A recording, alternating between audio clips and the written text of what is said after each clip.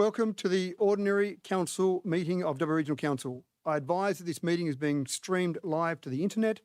All those present should refrain from making any defamatory statements, and upon joining these online meetings, you accept the condition that your image may be recorded and streamed to the internet, as well as being retained in the archive of the recorded council meetings and standing committee meetings.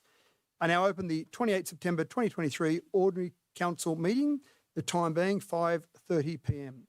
Can I ask Councillor Wright to give us a prayer, please? Certainly, Mr. Mayor, thank you. O God, grant that by the knowledge of thy will, all we may resolve shall work together for good, and we pray through Jesus Christ our Lord. Amen. Thank you, Councillor Wright. Could I have Councillor Burns do acknowledgement of country, please? Or welcome to country, sorry. Yep, thank you, Mr. Mayor. Buddha Mother Makatan Najang Maranyanjani Naramang Tabagawaradri Wilawaradri Mangawaradri. Thank you very much. Thank you, Councillor Burns. And I will just note that all councillors are here in the room except for Councillor Ivey, who's coming in via audio-visual link. Now I'll hand over to the CEO because the first item on the agenda is the election of the Mayor and potentially Deputy Mayor for the remainder of the council term. I'll vacate the seat and go and sit down around the table and hand over to you, Mr. CEO. Thank you. We'll just wait for some staffers to help us process the election. In accordance with Schedule 7, Section 1 of the Local Government General Regulation 2005, I, as the Chief Executive Officer, will act as the returning officer to conduct this election. Item CCL 23/238, we have to resolve the method of voting. The council must resolve for the election of Mayor and Deputy Mayor how they vote. That could be by preferential ballot, by way of distributing exhausted votes, ordinary ballot, a secret ballot, or by open voting, a show of hands. Could I have a councillor move method of voting? Councillor Mann. I'd like to move that we use a show of hands, please. Open voting, show of hands. Could I have a seconder? Councillor Chowdhury. Any questions or debate, councillors? There being none, all those in favour? All those in favour, and there is none against. I declare the motion carried. We will be holding the vote by open voting, the show of hands.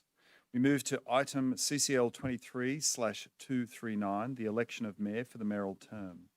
Councillors, in accordance with Schedule 7, Section 1 of the Local Government General Regulation 2005, the election of Mayor is to be conducted by myself, in this case, the Chief Executive Officer, or an employee of the Council appointed by the Chief Executive Officer to conduct the election.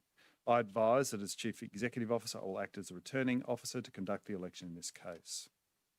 As the returning officer, I am in receipt of 2 written nominations for the position of Mayor for the remainder of this mayoral term. And I will advise now of the nominees who nominated and seconded the nomination, and that nominee has accepted the nomination in writing. I have a nomination for Councillor Black, nominated by Councillor Etheridge, and nominated also by Councillor Black, and I have written confirmation of the acceptance of the nomination. I have a nomination for Councillor Matthew Dickerson, signed by Councillor Etheridge and signed also by Councillor Goff, and also written confirmation you've accepted the nomination. Those acceptance of the nominations are still correct. Councillor Black, Councillor Dickerson. I now invite further nominations for the position of Mayor for this term. I remind you that nominations must be in writing and that, in accordance with Schedule 7, Section 2 of the Local Government General Regulation 2005, 2 or more councillors, one of which may be the nominee, must nominate a councillor for the position of Mayor, and the councillor must accept the nomination in writing. So in terms of process, if there is a further nomination, we would pause for the discussion. You would provide the writing, get the signatures, and provide that to me. I'll now ask for the first time, are there any more nominations for the position of Mayor? I'll now ask for the second time, are there any more nominations for the position of Mayor? And I'll now ask for the third and final time, are there any more nominations for the position of Mayor? I declare nominations closed and advise that nominations have been received for the position of Mayor as follows. Councillor Black, nominated by Councillor Etheridge and Councillor Black, and Councillor Dickinson, nominated by Councillor Etheridge and Councillor Goff. Now, as there's been more nominations and have been received vacancies, it's necessary to determine the Mayor through an election, that is by show of hands. Now, it's been resolved, I will write each candidate's name on a slip of paper and deposit it in a barrel. The first name out of the barrel will be written first on the tally sheet, and the second name out will be written second on the tally sheet. That then becomes the order I read out for the votes. We'll just work through that process.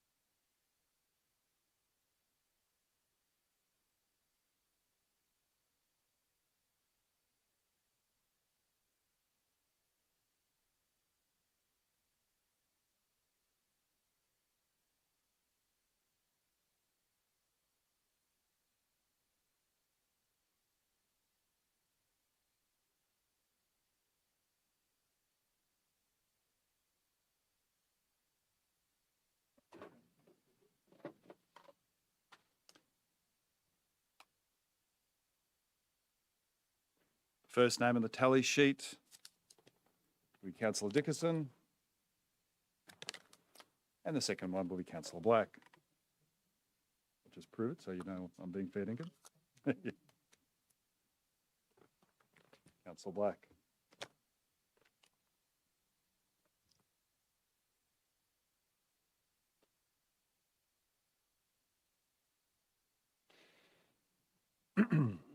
And we'll start the voting. I now request councillors who wish to vote for Councillor Dickinson to clearly raise your hand to allow for your vote to be recorded. Councillor Dickinson for Mayor. We are actually recorded against your names, councillor, so bear with us as we get the names.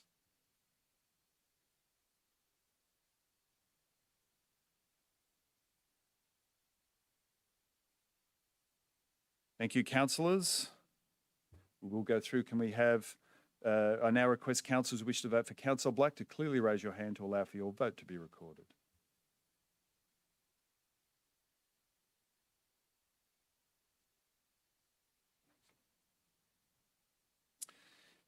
As a result of the show of hands, Councillor Dickinson has 7 votes, Councillor Black has 3 votes. Accordingly, in my capacity as returning officer, I declare Councillor Dickinson has received a higher number of votes and is duly elected to the office of Mayor of Dubbo Regional Council for the remainder of the council term. Congratulations, Councillor Dickinson.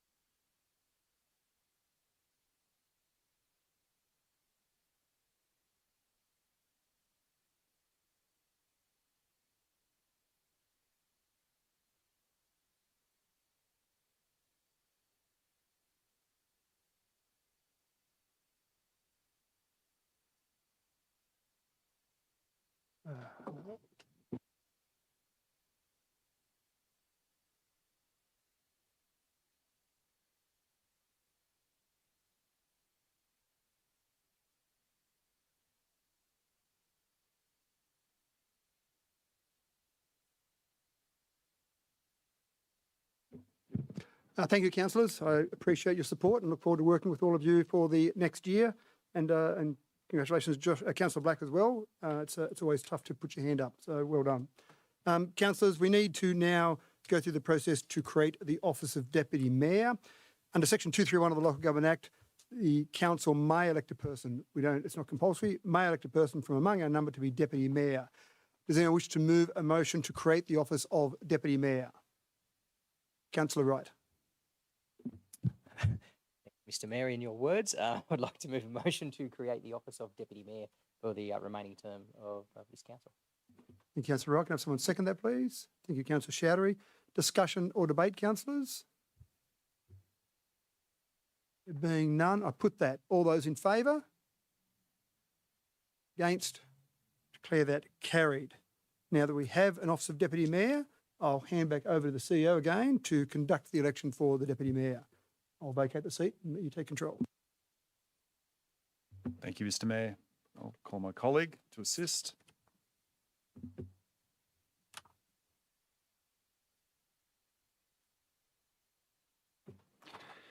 As returning officer councillors, we're on item CCL 23/241, election of the Deputy Mayor for the mayoral term. As returning officer, I am in receipt of 2 written nominations for the position of Deputy Mayor for the mayoral term. I have Councillor Richard Ivey has been nominated by Councillor Goff and Councillor Chowdhury. And I have an exception of that nomination. I also have Councillor Wells, nominated by Councillor Etheridge and Councillor Mann.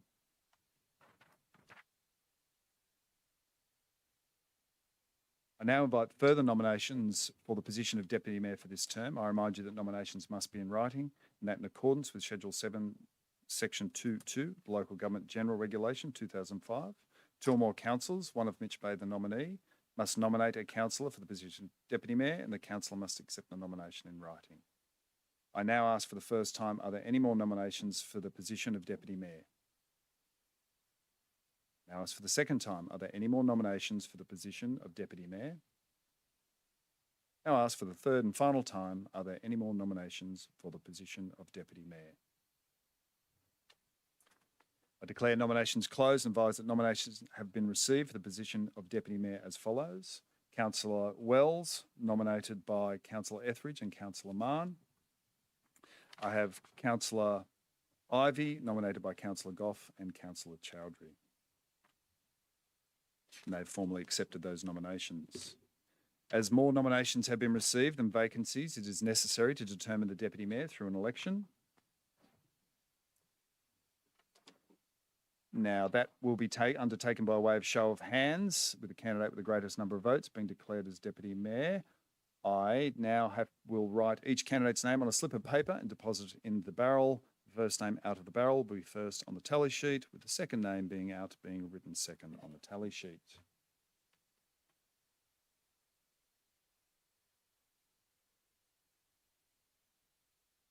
Councillor Wells.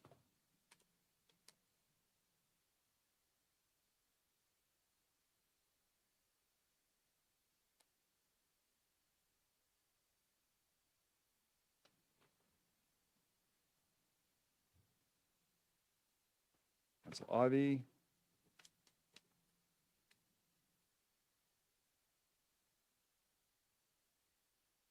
I should have shown you that empty, but. Councillor Ms. Rouse.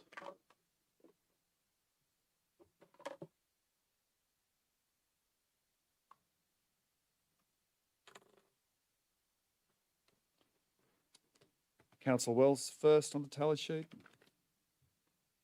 And obviously Councillor Ivey second. We'll go through the process. Councillor Ivey. I now request councillors who wish to vote for Councillor Wells to clearly raise your hand to allow for a vote to be recorded. So vote for Councillor Wells.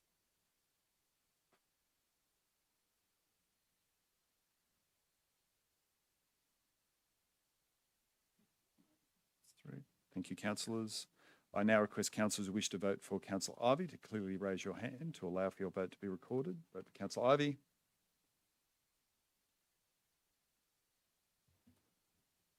As a result of the show of hands, Councillor Wells has 3 votes. Councillor Ivey has 7 votes. Accordingly, in my capacity as returning officer, I declare Councillor Ivey has received a higher number of votes and is duly elected to the office of Deputy Mayor of WA Regional Council for the mayoral term. Congratulations, Councillor Ivey, and indeed Councillor Wells.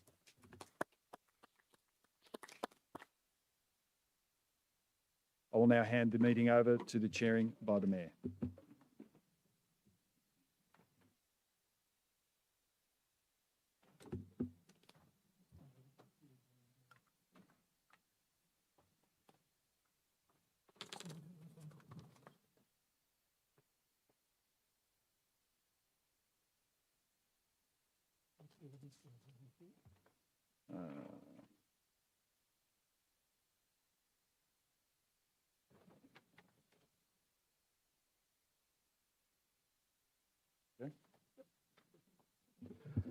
Okay, congratulations, Councillor Ivey, and once again, congratulations, Councillor Wells, because it's a tough job to put your hand up to stand for any position. So congratulations, and I look forward to working with you, Councillor Ivey, over the next year. The next item on the meeting is CCL 23/242 leave of absence. We have all our councillors present here tonight, so I'll move on to the next item. CCL 23/243 conflicts of interest. Have any conflicts of interest, councillors? Councillor Etheridge. Thank you, Mr. Mayor. Yes, I'll be declaring a conflict of interest on CCL 23/256. The draft northwest urban release area results of public exhibition. Councillor Etheridge, can I just clarify which type? Is it pecuniary or It's non-pecuniary? pecuniary and significant. Right, so, yep, thank you. So pecuniary interest declaration there. Any other declarations, councillors? Councillor Mann. Thanks, Mr. Mayor. I'll declare a non-pecuniary less than significant interest in CCL 23/257 as I own business within I own a property within the business park. Thank you, Councillor Mann. Any other councillors? Ms Bassingthwaighte. I'd like to declare a non-pecuniary significant interest in CCL 23/256 as I have close friends that own the company. Thank you, Ms Bassingthwaighte. And I've also got a declaration to make on CCL 23/259, a non-pecuniary less than significant interest, because I sit on a board with the diocese, an advisory board to the bishop, and that development there is owned by that particular development or by the diocese, sorry. Councillors, no further items to declare. Okay, I'll move on to the next item, CCL 23/244, public forum. I've got two people registered at this stage, and I'll go through that process as we go. The first people I've got registered are Brett and Lily Anderson. After that, I've got Mark Stacey. I'll just run through the rules before Brett and Lily come forward so everyone knows the rules and they're the same for everyone. I have a bell here, and essentially your timer starts when you get up to talk, and you've got 5 minutes to talk.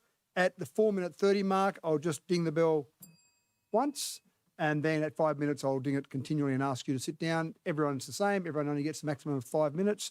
After those two speak, we do have 30 minutes maximum allocated for public forum. So if anyone else does want to come forward from public forum, even if they haven't registered, then they've got the opportunity to do that.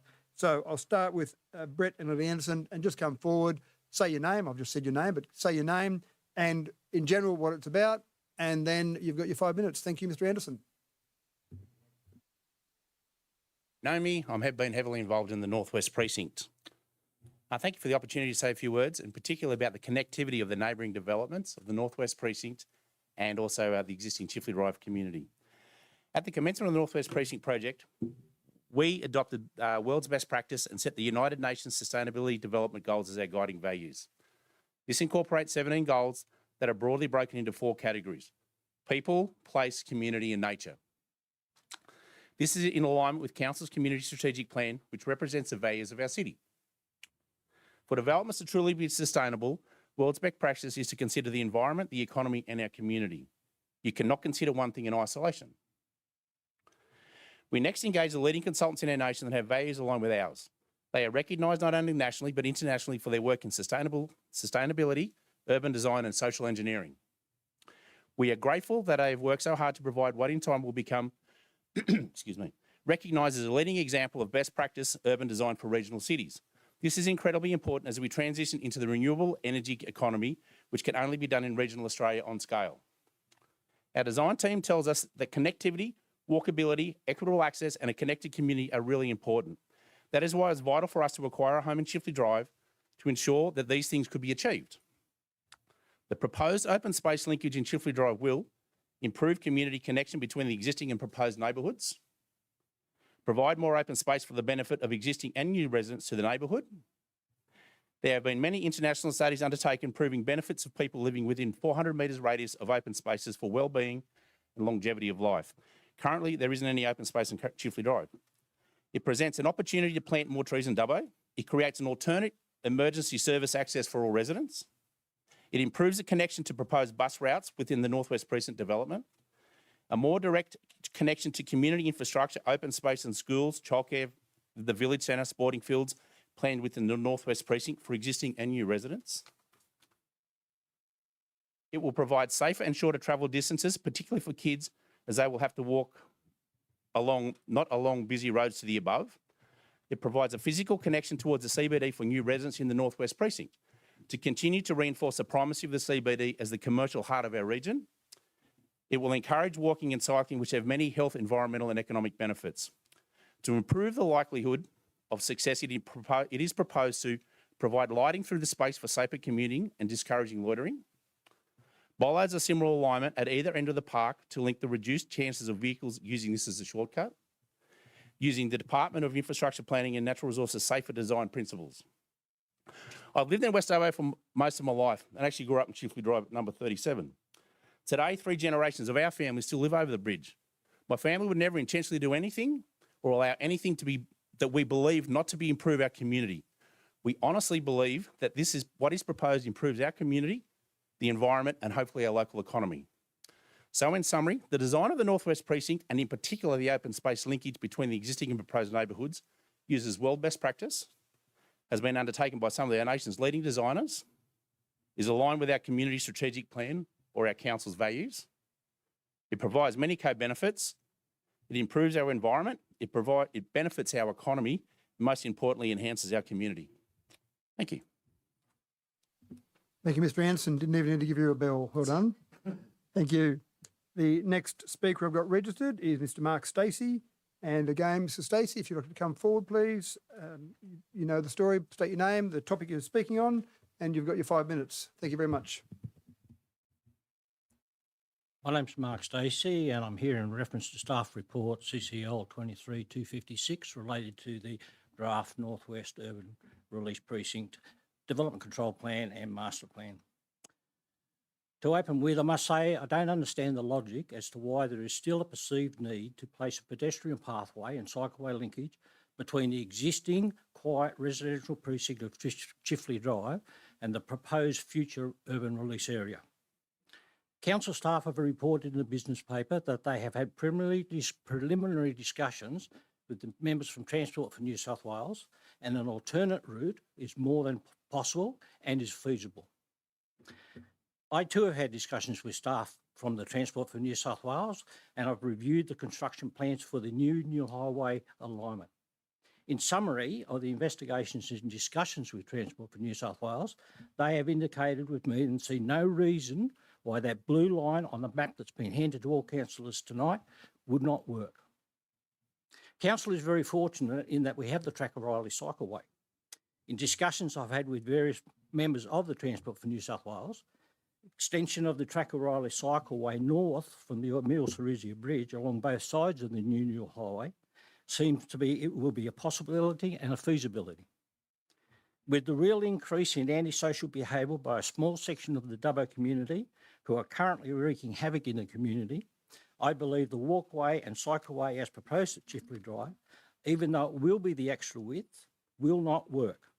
It will not provide passive surveillance aspects as referred to in the staff report, and is more likely to be a hotspot for antisocial behaviour. There are numerous examples where walkways in Dubbos have been closed and fenced off or sold to adjoining landowners over the past 10 years. For example, the subdivision of Regan Park. This is a fairly recent subdivision and the housing estate is now almost fully developed. The walkway on the southern side of this subdivision is closed near the water filtration plant. It's closed every night from sundown to sun up.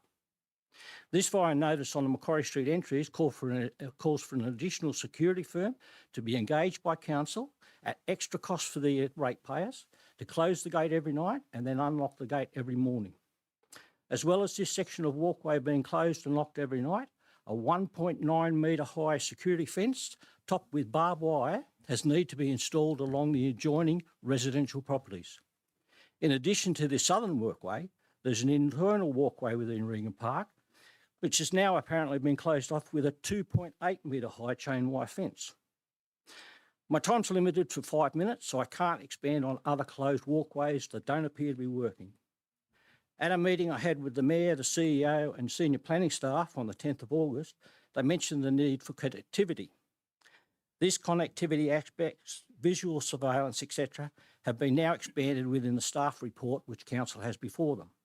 I agree with some of these comments and sentiments. However, the current antisocial behaviour in Dubbo, which appears to be escalating, I do not see that the connectivity should outweigh a person's safety. Since the meeting, I've had time to work out comparable distances and connectivity to shopping. From the common point in the connection proposed pedestrian way to the existing Riverdale Shopping Centre, it's approximately 1.5 kilometres. The distance from that same point on the walkway to the village centre is 1.5 kilometres, an additional 400 metres. I know which way I'll still be walking. The Chifley Drive residents also currently have good pedestrian and cycle path access to what is proposed greenbelt within the new release area via Thompson Street. In my opinion, this shortcut via a proposed walkway is not necessary. This is not a case of anti-development, nor is it a case of not in my backyard. As I see it, unless someone is aware of other factors which have not been made public, a reasonable and workable solution appears to be readily available, whereby all pedestrian paths can be totally contained within the new urban release area, connecting with a combined walkway cycleway, which is the logical extension to the Tracker Wiley cycleway. I would like to think that councillors have this alternative to move the suggestion and disconnect the proposed walkway between Chifley Drive and the release area. I would suggest that the Chifley Drive proposal is a duplication and is simply not needed. You've got the maps before you tonight, councillors, that I've shown you. There is an alternate path. It's totally contained within the new release area. The linkage with Chifley Drive is not required. Thank you, Ms Stacey. Right on the 5 minutes. Well done. So as per our code of meeting practice, we've had two speakers. I'll ask the audience to refrain from clapping, please. We've had two speakers and we've still got time in our public forum. If there is anyone else that wishes to come forward from public forum to speak on a topic relevant to council, it doesn't have to be on the Northwest Urban Release Area. So are there any other speakers from the public? If you'd like to come forward. And again, as usual, you know the rules. So come forward, state your name and the topic you want to speak on, and you've got your 5 minutes. Thank you very much. Good afternoon, councillors and everybody. My name's Barbara Sutherland. I'm an administrator of the Facebook page SOS Trees Dubbo and also a community member on the Public Spaces Tree Committee. And I'd like to speak tonight about council's proposed tree preservation order on private property. In 1995, almost 30 years ago, almost all protection for tree canopy on private property was removed by the then council. The minimum world standard for tree canopy is 30%. In Dubbo Regional Council, approximately 50% of the tree canopy is on public land and 50% is on private land. Unfortunately, Dubbo Regional Council has a tree preservation order on private property that can be regarded as the worst of all the regional New South Wales local government areas. Why change? Changing climate, which has been acknowledged and is acknowledged in council's documents. Walkability, cyclable community that isn't reliant on air-conditioned cars to travel to our air-conditioned houses. Livability for the future generations of the whole community. How do we reach the minimum standard of 30% canopy if we ignore the management of half the trees of our tree canopy? Dubbo Regional Council need to focus on educating community on the value of tree canopy. rather than focusing on the costs for permits and prosecutions.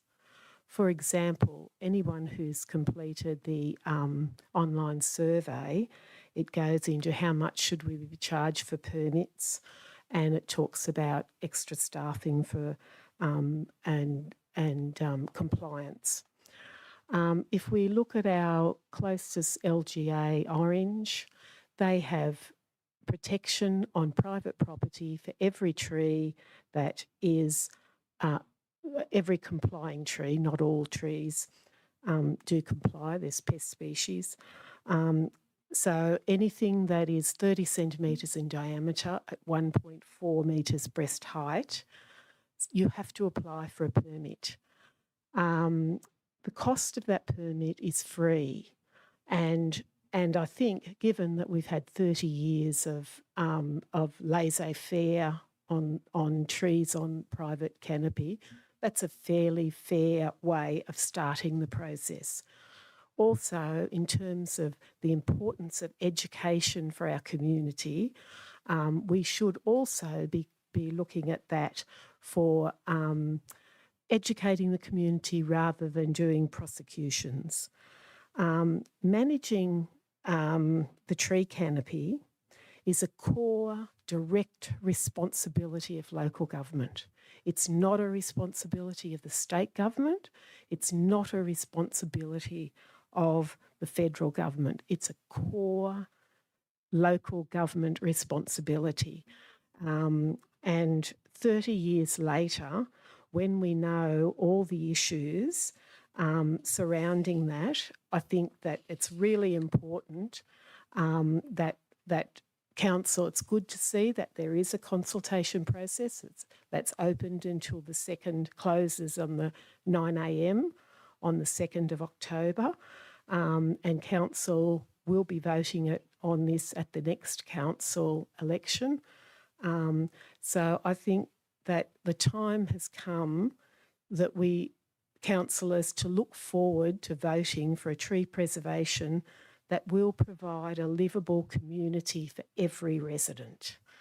And trees take a long time to grow, and it's good to see in the audience we do have some younger generations, and when we plant a tree now, they will well and truly be adults when it's mature.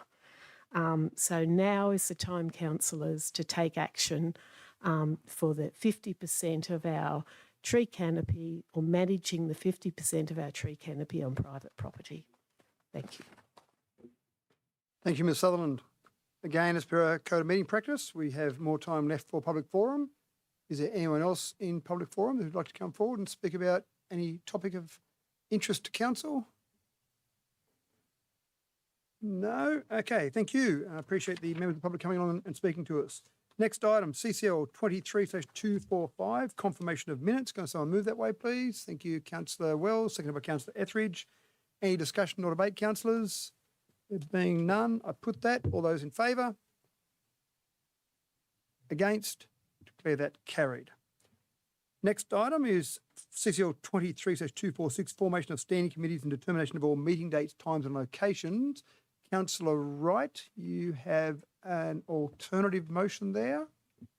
I do. Thank you, Mr. Mayor. I do have an alternative motion. Now, bear with me. This is quite an extended one. I'll just note that points 1, 2, A, B, C, and points 3, 5, 7, and 8 will remain as per the printed business paper, with changes to point 4 and 6 as follows.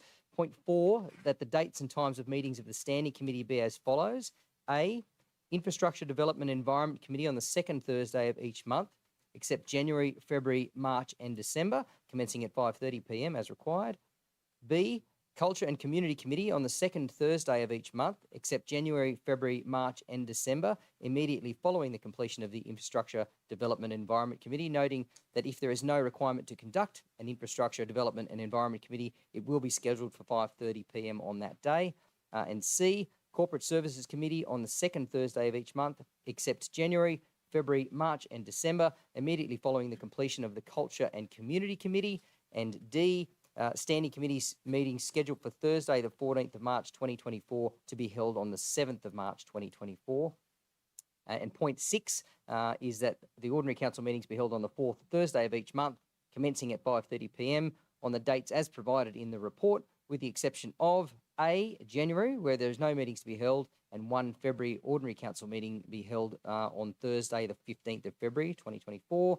And point B, that the ordinary council meeting scheduled for Thursday, the 28th of March, 2024, be held on Thursday, the 21st of March, 2024.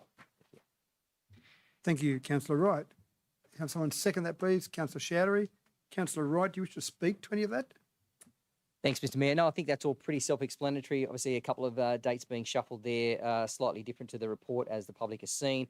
Just taking into consideration some plans potentially for some overseas travel for our sister city next year, and certainly I do see also in the report referencing some of those ordinary council meetings being taken to Wellington again next year, which was received quite well by the Wellington community and by councillors. So yeah, just yeah, that's it. The rest of it's self-explanatory. Thank you. Oh, yeah, thank you, Councillor Wright. Any other speakers, councillors? Any other questions or debate on that? No, there being none, I put that. All those in favour? Against? Declare that carried. Next item is CCL 23/247, determination of councillor representation on mandated committees. Have someone move that way, please? Thank you, Councillor Black, seconded by Councillor Chowdhury. Councillor Black, do you wish to speak to that? Okay, any discussion or debate, councillors? There being none, I put that. All those in favour? Against? Declare that carried. Next item, CCL 23/248, determination of number of councillors for the 2028-2032 term of office.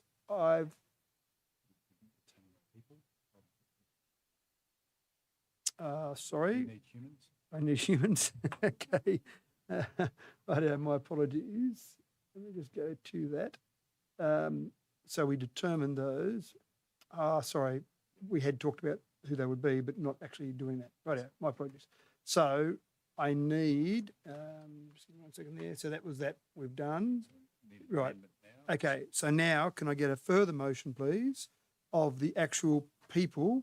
And I think when we discussed that, we were talking about having the same membership as previously.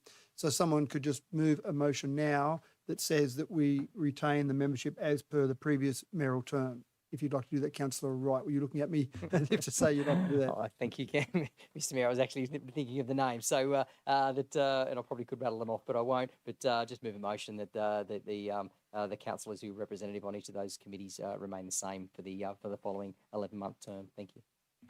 Thank you, Councillor Wright. You're happy with that, Ms. Wade? Yes, thank you. Have that seconded, please. Thank you, Councillor Chowdhury. Discussion or debate, councillors? There being none, I put that. All those in favour? Against? Declare that carried. Thank you for the pickup, Ms. Wade. CCL 23/248, determination number of councillors for the 2028-2032 term of office. And we've got a motion there with, again, I think, Councillor Wright, you've got that? Yeah, I'll take the floor again. Thank you, Mr. Mayor. Yeah, I would like to move a motion that in accordance with Section 224.2 of the Local Government Act 1993, that we maintain 11 councillors and the current process of election of the mayor for the 2028 local government elections. You, Councillor Wright, have someone second that, please. Thank you, Councillor Wells. Councillor Wright, do you wish to speak to that? No, I don't think so. Thank you, Mr. Mayor. Thank you. Any other councillors? This is a chance if you want to increase or decrease the number of councillors. This is your chance to put that forward, or change the method of election to a popular elected mayor rather than a council or elected mayor. Correct. Thank you, Mr. Wood. Yes, knowing that the decision by council would then lead to a referendum where the final decision will be made by the community. Thank you. Any discussion or debate, councillors? Councillor Wells was the seconder. Yep. So there being no discussion or debate, I put that. All those in favour? Against? Declare that carried. Next item is CCL 23/249, mayoral appointments and meetings. So someone move that, please. Thank you, Councillor Goff, seconded by Councillor Burns. Councillor Goff, do you wish to speak to that? No, thank you, Mr. Mayor. Any discussion or debate, councillors? Okay, there being none, I put that. All those in favour? Against? Declare that carried. CCL 23/250, monthly reporting snapshot for councillors. Have someone move that way, please. Thank you, Councillor Chowdhury. seconded by Councillor Etheridge. Everyone, very quickly, and everyone count at the same time. Councillor Shouter, we should speak to that. Thank you, Mr. Mayor. I really appreciate the council producing this report every month.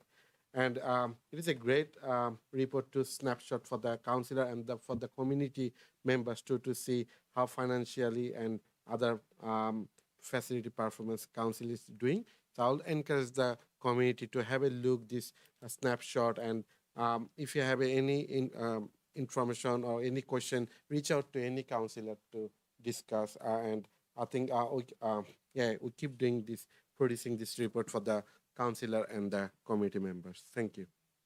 Thank you, Councillor Chowdhury. Any other discussion or debate, councillors? Councillor Ivey. Yeah, just a comment to see how pleasing it is that the passenger numbers at the airport are recovering. The June figures, I think, were slightly down on May, but certainly they are recovering well towards pre-COVID levels, which is very pleasing. Yeah, thank you, Councillor Ivey. And I was actually just speaking to an airline the other day about that, and I was estimating that we would hit 200,000 this year. And again, it's only a couple of months in this year, but if we continue on those same numbers, we'll be back over the 200,000 mark, which would be obviously the first time we've done that since COVID. So, yeah, well picked up. Any other points? Councillor Wright. Thanks, Mr. Mayor. Actually, just the Western Plains Cultural Centre visitor numbers per month. Look, there's been some fantastic exhibitions that have just that have wandered through the city over the last few months, and certainly those numbers testament to the fact that if there are quality exhibitions on display, then the people will come from March through till August. Those numbers have been very, very strong. So yeah, well done to the team for the exhibits through that period. Yeah, thank you, Councillor Wright. Any further questions or discussion, councillors? Councillor Chowdhury, you do have a right of reply if you wish to utilise that. I'm good. Thank you, Mr. Mayor. Thank you, councillors. Discussion finished. All those in favour? Against? Declare that carried. Next item, CCL 23/251, report of the Infrastructure Planning and Environment Committee, moved by Councillor Black, seconded by Councillor Etheridge. Councillor Black, do you wish to speak to that? Yes, Mr. Mayor, just very briefly. I do note that there was the Duke of Wellington Bridge matter in that report a couple of weeks ago, and I did have the opportunity to speak with Jenny Aitchison, the Minister for Regional Transport and Roads, the other day when she was in Dubbo, and I did say that council simply can't afford to rebuild the bridge for $25 odd million, and that we'd be looking at some funding from the state since they're much more financial than the ratepayers, residents and ratepayers. So that was a good opportunity the other day. So hopefully with representations to the state government, that something might come of that. Thank you. Thank you, Councillor Black. Any other discussion or debate, councillors, from the Infrastructure Planning and Environment Committee? Councillor Ivey. Yeah, just following on from Councillor Black's comments there, which are welcome. Can I perhaps ask through you, Mr. Mayor, to the CEO, what is the progress or what is the program for applying for funds for that repair or restoration work? Thank you, Councillor Ivey. I'll go to the CEO. Mr. Flakler, Manager of Infrastructure Delivery. Through you, Mr. Mayor. So at the moment, we will be putting an application through to the Natural Disaster Recovery Agreement people, and the timeline for that is by December this year. So we have till December to provide the information to them, and that's what we're proposing to do. Thank you, Councillor Ivey. Further follow-up question? Just a follow-up question. December, that's sort of 3 months away. Is there much more information that has to be collected, or can't that application go in sooner, or is it still a timeline required to assemble the information? Thank you, Councillor Ivey. I'll go to Back to Mr. Flakler. Mr. CEO. Thank you. Again, through you, Mr. Mayor. That's the latest we can put the application in. We'll be submitting the information once the decision has been made tonight. There isn't much more information that we have to gather. So that's the latest we need to put it in is December. We'll have it submitted before then. Thank you, Mr. Flegler. I'll just get the CEO to contribute something there too. Thanks, Councillor Ivey.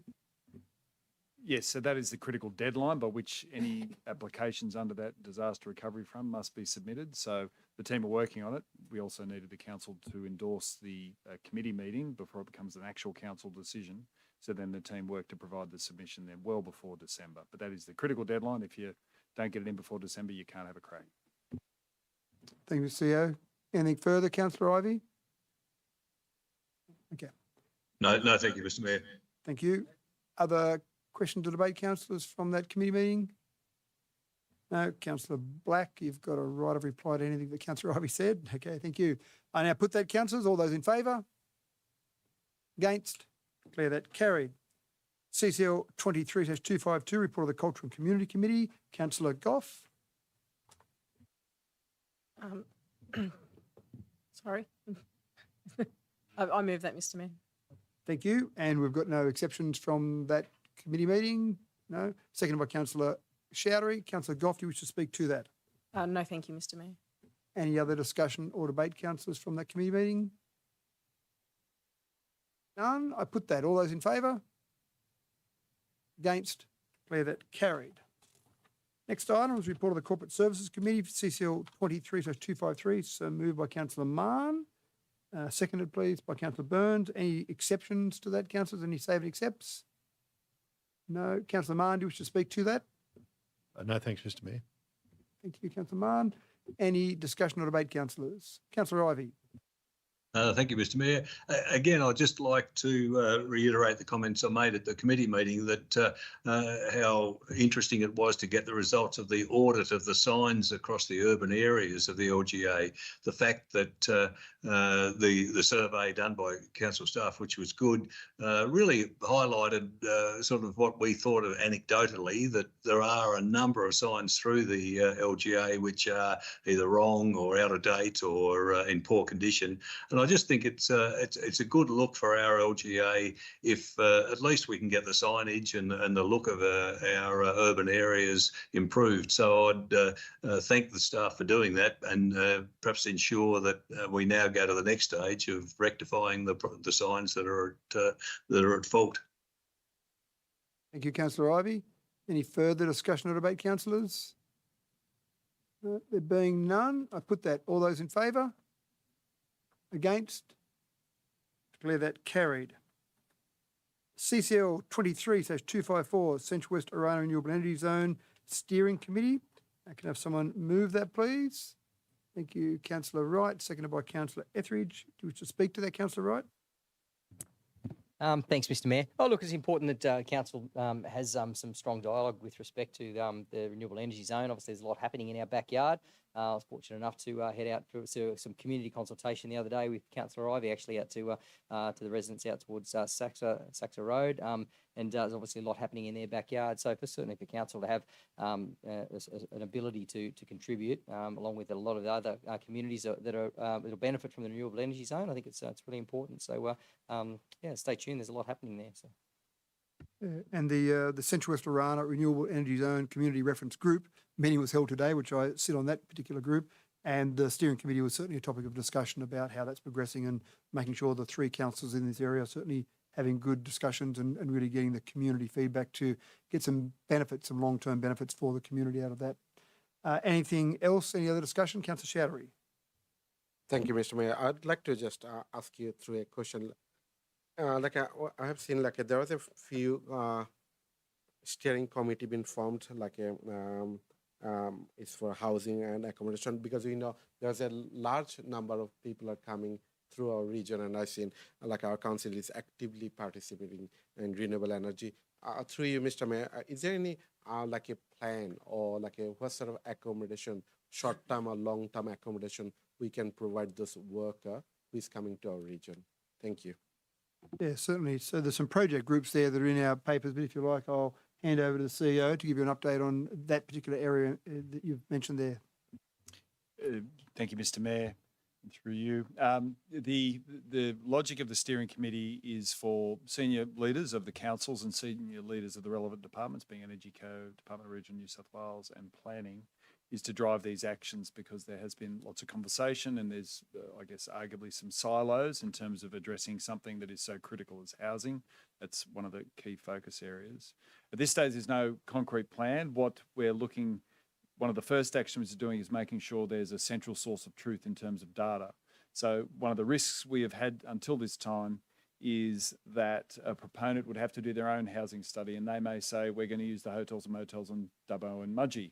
And then a proponent would doing their own approvals and also will use the hotels in Dubbo and Mudgee. Well, straight away you can't, but then if that gets replicated and then some other major projects in our region as well. So it's about the reason for the steering committee joining that up. We will have action plans from the project working groups to the steering committee by the end of October, and that's to get that joined up solution. Each council, I would suggest, has a slightly different approach to housing. If I can speak on behalf of what I've heard from Midwestern Council, in the mining boom, they wanted accommodation in their town. That was what they were after, and it created that pulse of activity. Now with their focus on tourism, they want to protect the tourism accommodation, so they wanted the solution to do with working camps more removed from their town centre. The discussion we've had as the elected body with staff is that in our local government area, we view the opportunities. It could be urban renewal and urban development in Wellington, and also on the urban fringes of Dubbo, depending on the project. So with those differences, it's about coordinating those and indeed helping the proponents come up with solutions as well, because if we don't get organised, it's coming at us whether we like it or not. Thank you, Mr Mayor. Thank you, Mr CEO. Anything further on that, Councillor Shattery? No, all good. Thank you, Mr. Mayor. Thank you. Any further discussion or questions, councillors?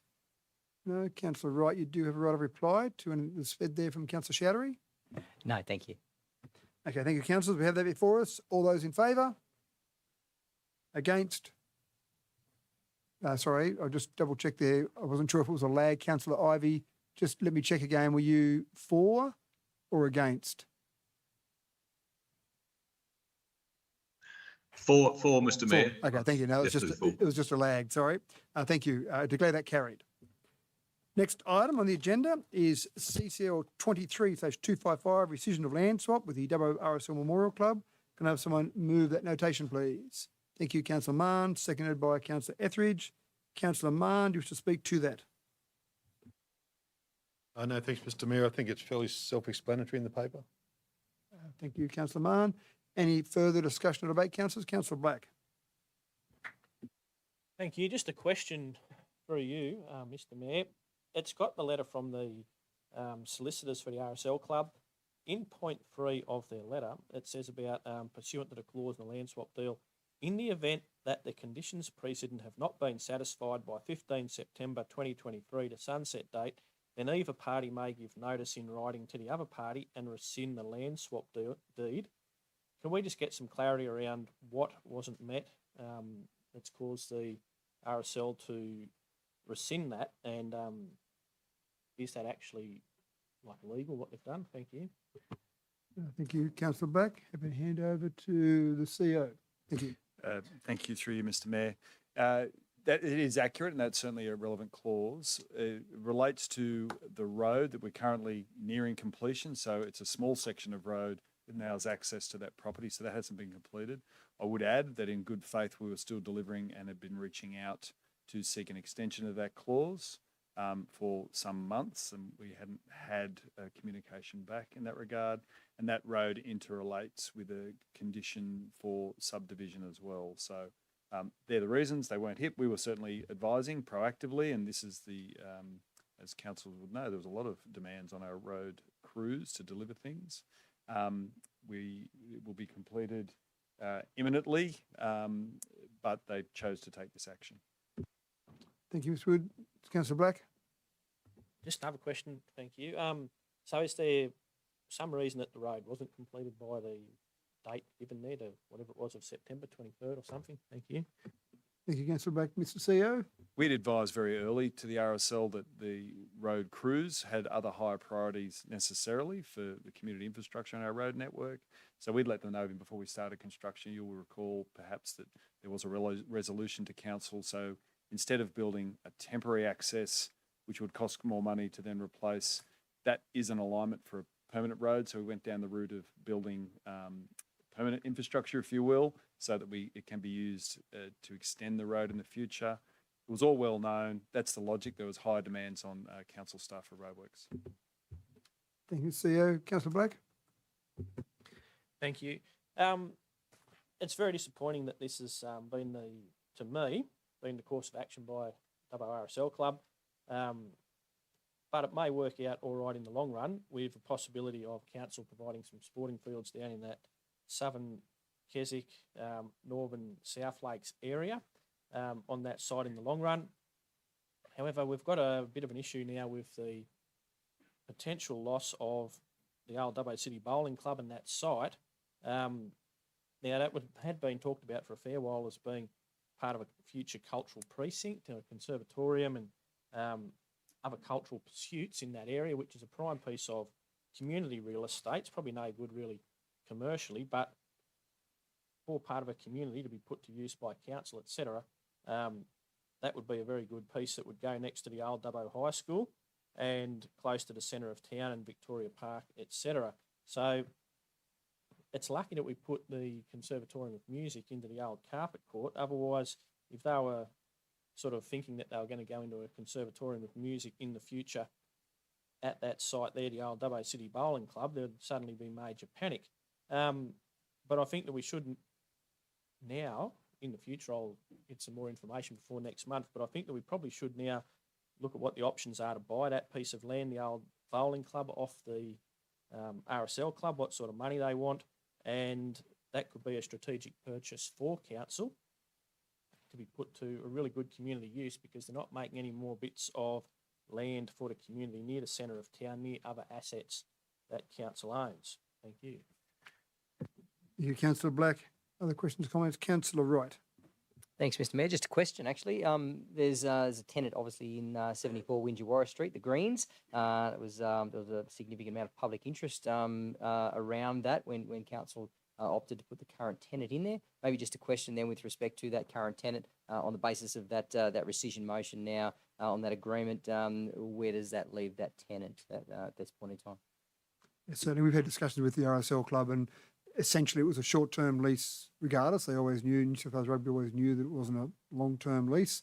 And the RSL Club verbally said that they've got no use for that particular piece of real estate immediately, so they will have discussions with New South Wales Rugby. The ultimate decision will be between those two parties, but more than likely I think they'll honour that agreement and continue on to at least the end of that lease. Again, they've got no other use for it, so they've got a tenant. We've given them a nice tenant. They're paying good rent for that, so they'll probably just keep that tenant in there for that period of time. They made the same mention with the filmmakers, who have got a very small parcel or very small room there as part of that, and they had that again with a lease with council, and RSL Clubs also said they're happy to honour that till the end of that lease. Any further? No. Okay. Councillor Mann. Yes, I'd endorse Councillor Black's comments. I think it is a prime piece of real estate in a great location. If we were to pursue the purchase of that, I'd just like to go through the motion. We obviously can't just go and decide to buy a block of land. So from a strategic point of view, what's needed in advance of that to make that a sound purchase? Yeah, sure. I mean, I think we'd need some sort of business case for it. I'm happy to hand to the CEO to give us more details around what you'd see required before we moved ahead with anything like that. Correct. A resolution from council to bring back a report, essentially. So it'd be a feasibility. So it would be a significant sum, relatively. So it would need a report to council to understand the ramifications of that decision. That's a requirement on the code of meeting practice. Then council would make the decision from there. So that's the short answer. Yep, sure. Hopefully that answers that. And possibly as well, Councillor Mann, just making sure we've got some sort of strategic use for that parcel of land. Any further? We've got Councillor Ivey there, but anything further, Councillor Mann? I'll just a bit further. What the obviously resources are stretched, but if this started to move quickly, how quickly would we be able to put something together on a strategic basis to they're not making any more land, as they say. So, thank you, Councillor Mann. Mr. Wood? A legally valid resolution. If you ask me for a report, you get a report the next council meeting. So that becomes the priority, and other work would necessarily push back. So whether it's a notice of motion at the next council meeting to call for a report for the following month, or whether there's something that occurs with this motion in front of you. The quickest way to answer directly your question would be to make a decision at this council meeting under this topic. You could add something, for example, to bring a report back to the following month's ordinary council meeting. And just a further question there, presumably you need some sort of strategy there associated with it as well. Well, it would be conceptual in nature in terms of potential uses. So we'd talk about then the process once it was purchased, again, for your decision. This is and there has been some work internally with council staff prior to the notification from the WRSL. They'd started down that path of strategic analysis of future uses. So we'd pick up that body of work and include that in the report. Clearly, it wouldn't be a deep dive. It would be showing what the potential of the site is from a cultural/community precinct. Things good. Any further, Councillor Mann? Okay, thank you. Councillor Ivey. Yeah, just following on from that, when we talked to the Conservatorium of Music before, we said that if we could help them out in the interim, then maybe longer term they could apply for some funding that either with council's support or contribution to purchase their own building.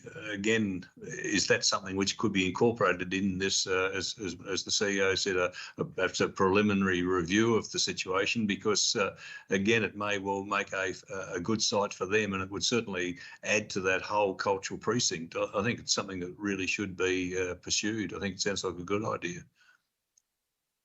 So was there a question there, Councillor Ivey? It was a comment about the Conservatorium, but was there a question in there as well? Not really, only saying that supporting Councillor Ma's comment probably, where he said that he felt that should be investigated of what strategic use it could be. I was just adding that really that strategic use may well involve the Conservatorium, or the consideration of it could involve the Conservatorium. It's more a comment than a question. Yep, thank you, Councillor Ivey. Any further questions or comments, councillors? Councillor Chowdhury. Thank you, Mr. Mayor. It's really sad to see that WRSL Club rescinded this land swap, because I really want to see that part of the city get like a bit cultural hub being developed. Anyway, I have a question through you, Mr. Mayor. What do your council have any plan now for this or ongoing plan? What would be the in future plan for this parcel of land? Are you talking about the parcel land in Keswick? Keswick. Yeah, right. Thank you. Thank you. Thank you, Councillor Chowdhury. Mr. CEO? Thank you, Mr. Mayor, and through you. So it's zoned for housing, and that was always previously, before the RSL was interested in establishing a club, that was always the intent. What the team under Ms. Bathingthwaite working on is a master plan for the remainder of Keswick, so the south, where there's that split geographically from the already being developed subdivision. And that master plan would be looking at different densities and how you can integrate them, given that there's a neighbourhood precinct on the other side of neighbourhood shopping centre on the other side of Boundary Road. So housing in that broader sense, noting there's a body of work to do master planning to think about different densities, like the councillors have looked at the Northwest Urban Release Area. Thank you, Mr. Wood. Anything further from that, Councillor Chowdhury? Thank you, Mr. Mayor. I have one question through you, another question. Because we can see a strong like a growth in that part of the town. Is there, within that master plan, is there be consider any like a club or the sort of recreational place? Because we know there will be market, like a shopping center going to develop up there. So thank you. Thank you, Councillor Chowdhury. Mr. CEO? So short answer, there's allowance. There was a planning proposal that allowed the building of a club in that area. Master planning will tease out those types of opportunities, what that looks like, and in the discussion to discuss the WRSL board's decision, we did talk about that they can participate in that master planning should they so choose. That's more than appropriate. Thank you, Mr. CEO. Anything else, Councillor Chowdhury? No, I'm good. Thank you, Mr. Mayor. Thank you. Councillor Black, you had a question? I'd like to move an amendment, Mr. Mayor. Certainly, Councillor Black. What's the amendment? It will read something like this.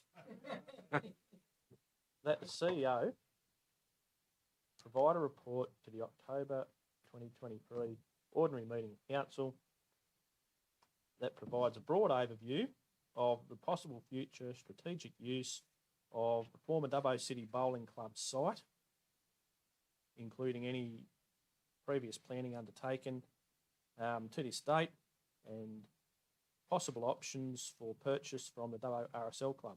Or is it Dubbo RSL Club and Resort? I wasn't sure of the title of the RSL. I think WRSL Memorial Club. Memorial Club.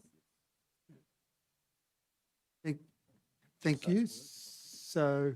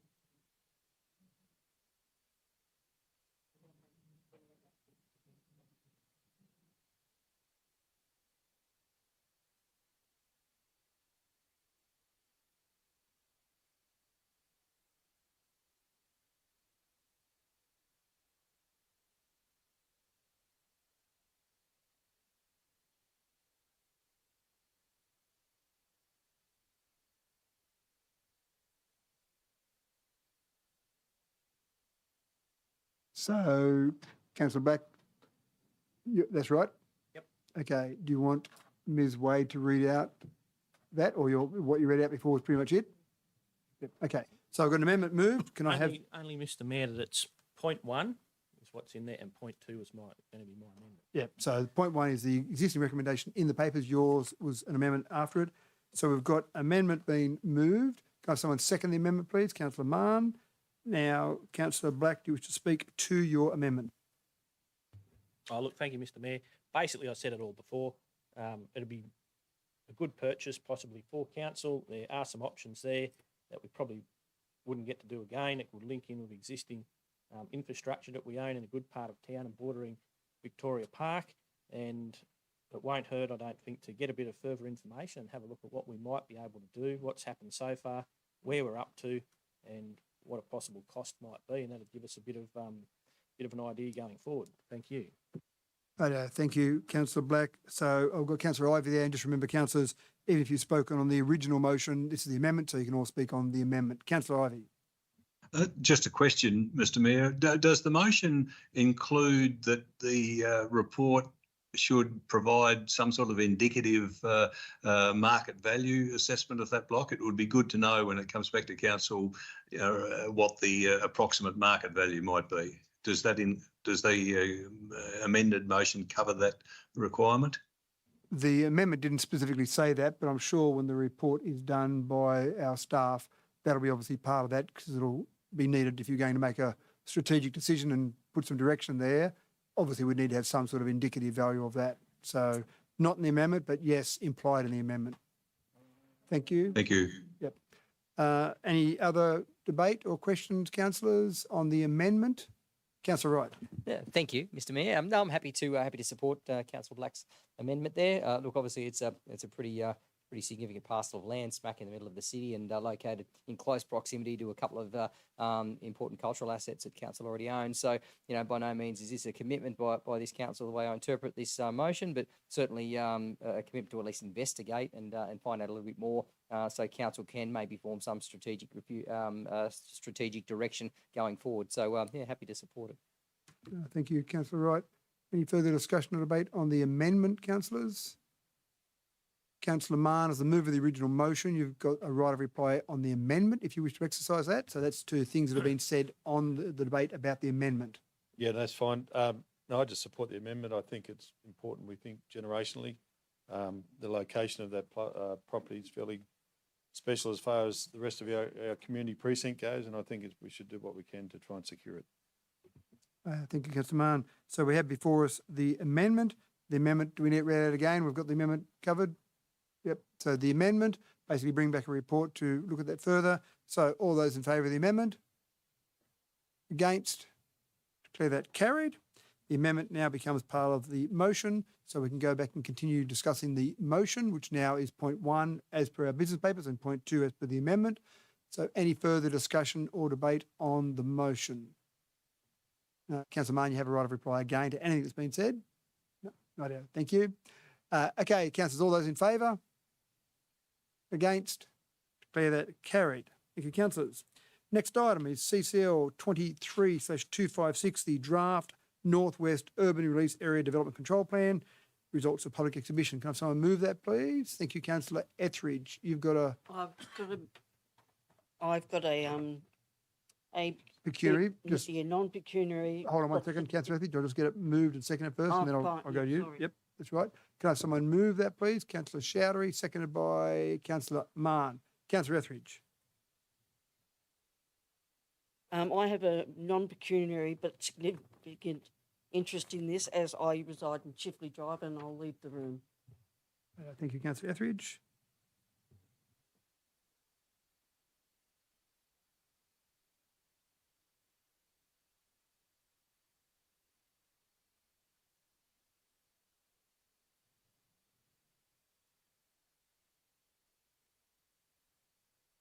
Okay, thank you, councillors. Moved by Councillor Chowdhury. Councillor Chowdhury, you should speak to that motion. No, thank you, Mr. Mayor. Thank you, councillors. Discussion, Councillor Black. Thank you, Mr. Mayor. I've just got an amendment to move on that. Certainly, if you'd like to read out that amendment, Read her out. please. Righto. Yep, thank you. Okay, it says there's 5 points. 1, that appendices 1 and 2 be amended to remove the Chifley Drive walkway cycleway and potential for direct vehicle access, and be updated prior to the draft Northwest Development Control Plan, Master Plan coming into effect. 2, that Council adopt the draft Northwest Development Control Plan, Master Plan attached in Appendix 1. 3, that Council adopt the draft Northwest Urban Release Area Development Control Plan, Stage 1 attached in Appendix 2. 4, that the Development Control Plans come into effect on 2 November 2023. And 5, that Council note the submissions received during the public exhibition period attached in Appendix 3.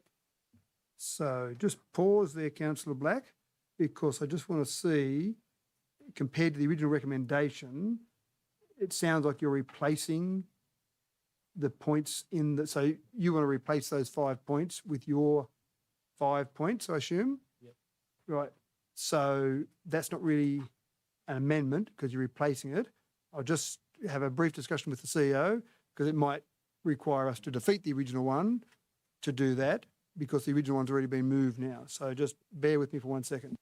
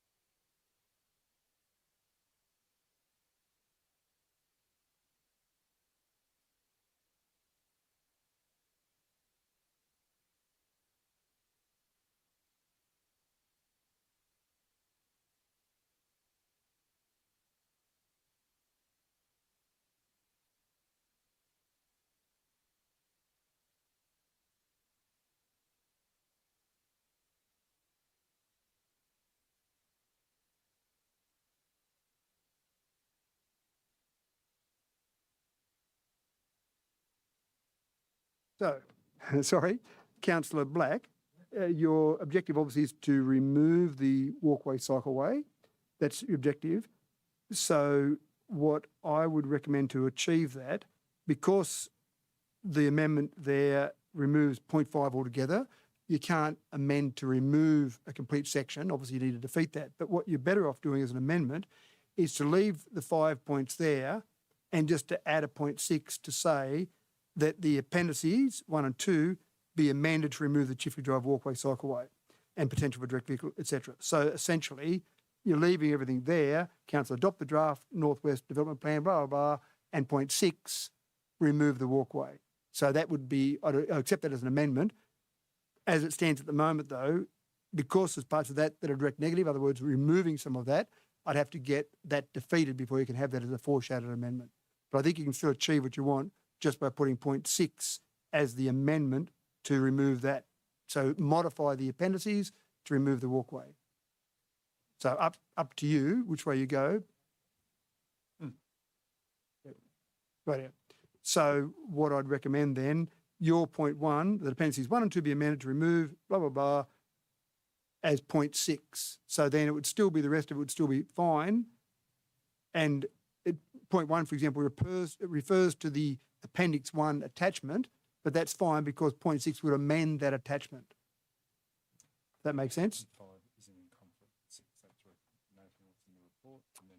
Yeah, and see 5 doesn't conflict because 5's still talking about the report and Appendix 1, but if we amended the appendix to remove the walkway cycleway, then that would still, any reference to Appendix 1 and 2 would be the new appendix. So if that makes sense, and I'll just double check here because Steve might want to add, sorry, Mr. Wallace might want to add something as well.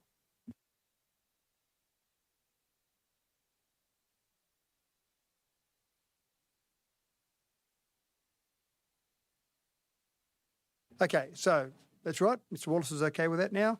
So I think, so you're okay with that. So essentially, I'll get you to read it out again in a moment, but the 0.1 just as an amendment as number 6. So the points 1 to 5 as per the business paper, with 0.6 now reading that appendices 1 and 2 be amended to remove the Chifley Drive walkway cycleway and potential for direct vehicle access and be updated prior to the draft Northwest Development Control Plan Master Plan coming into effect. Right, yeah. Thank you, Councillor Black. Can I have someone second that, please? Thank you, Councillor Wells. Okay, Councillor Black, do you wish to speak to your motion? Sorry, amendment. Just very briefly, thank you, Mr. Mayor. I'm a big fan of the Northwest Precinct and the master plan and what we've got there. It's been a fantastic way to work through everything over the last year or so, more than that. This is really separate to that area, and I can see the intent of wanting connectivity for existing residents, but I can also see the potential. I've heard the residents, I've talked to people, heard the submissions, read the submissions, heard what people have had to say tonight, and really I think that there's a potential for this to go a bit pear-shaped with what we've seen with other laneways around Dubbo, and I can understand why the existing residents of Chifley Drive might not be so enamoured about having a walkway imposed on them, walkway cycleway imposed on them, even with the best of intentions. We heard how people would mostly, it's quicker probably to go into the existing CBD to do their shopping rather than travel all the way up to the new area, walk back with your bags. I can understand what is being got at here, but I'm also prepared to go with the existing residents and not force on them a thoroughfare that they apparently don't want and obviously don't want. So what I would also like to see is Transport for New South Wales come back instead of sort of sitting on their hands and waiting for us to make a decision. There's in the southeast corner, there's a potential there for a walkway for the who will be the new residents of the Northwest Precinct to access down into the CBD via that southeast corner and the Erskine Street Bridge. Transport for New South Wales really should get their act together and come and make a decision on that before we're forced into making a decision, because they haven't. That's what I'd like to see. So it's not like, oh, this is the only way that things can happen if council doesn't right now put this access through Chifley Drive. So Transport for New South Wales, they really need to come up quickly and say yes or no. That might change what we do with the Chifley Drive access. If they say no, then it's right. Oh, we have to go back and have another look at this. Then, if they say yes, it's then the new residents of the Northwest Precinct can access down into town, no problem. And the existing Chifley Drive residents can go around the corner if they like. So that's really where I am on this. It could be really good, but it also could all go pear-shaped and not be very good for the people who live there. And like I said, we've seen the problems around the place with motorbikes and antisocial behaviour, and I've heard of some of the strategies there to mitigate that, but it's a bit of a risk given what we've seen around town previously. So that's why I'll move this and vote for it. And having read through all the submissions, that's the way I'm going to go. Thank you. Thank you, Councillor Black. Speakers, Councillor Mahon, speakers on the amendment. Thanks, Mr Mayor. I can't support the amendment. I think it's way too early in this process to be taking pieces out of the puzzle. It's early days. Just a question, if I can, through you, Mr Mayor. Obviously, from a control plan point of view, once it goes forward from here, there's opportunities for these people to have these debates as we go along in the planning process. Secondly, another reason why I support it is there's quite a bit of hearsay around where these proposed walkways might be going to be, or waiting on Transport New South Wales, etc. In a nutshell, though, I think it's way too early to be starting to pull things out. Your question, Councillor Mahon, essentially, basically about further opportunities as we go forward to go for that. I'm happy to take that. Yeah, just to clarify the situation, we don't need to be pulling things out tonight when there's a difference of opinion, there's lack of information, all these type of things. Just the process from there. Thank you, Councillor Mahon. I'll go through Ms. CEO to Mr. Wallace. Thank you, Mr Mayor, and through you.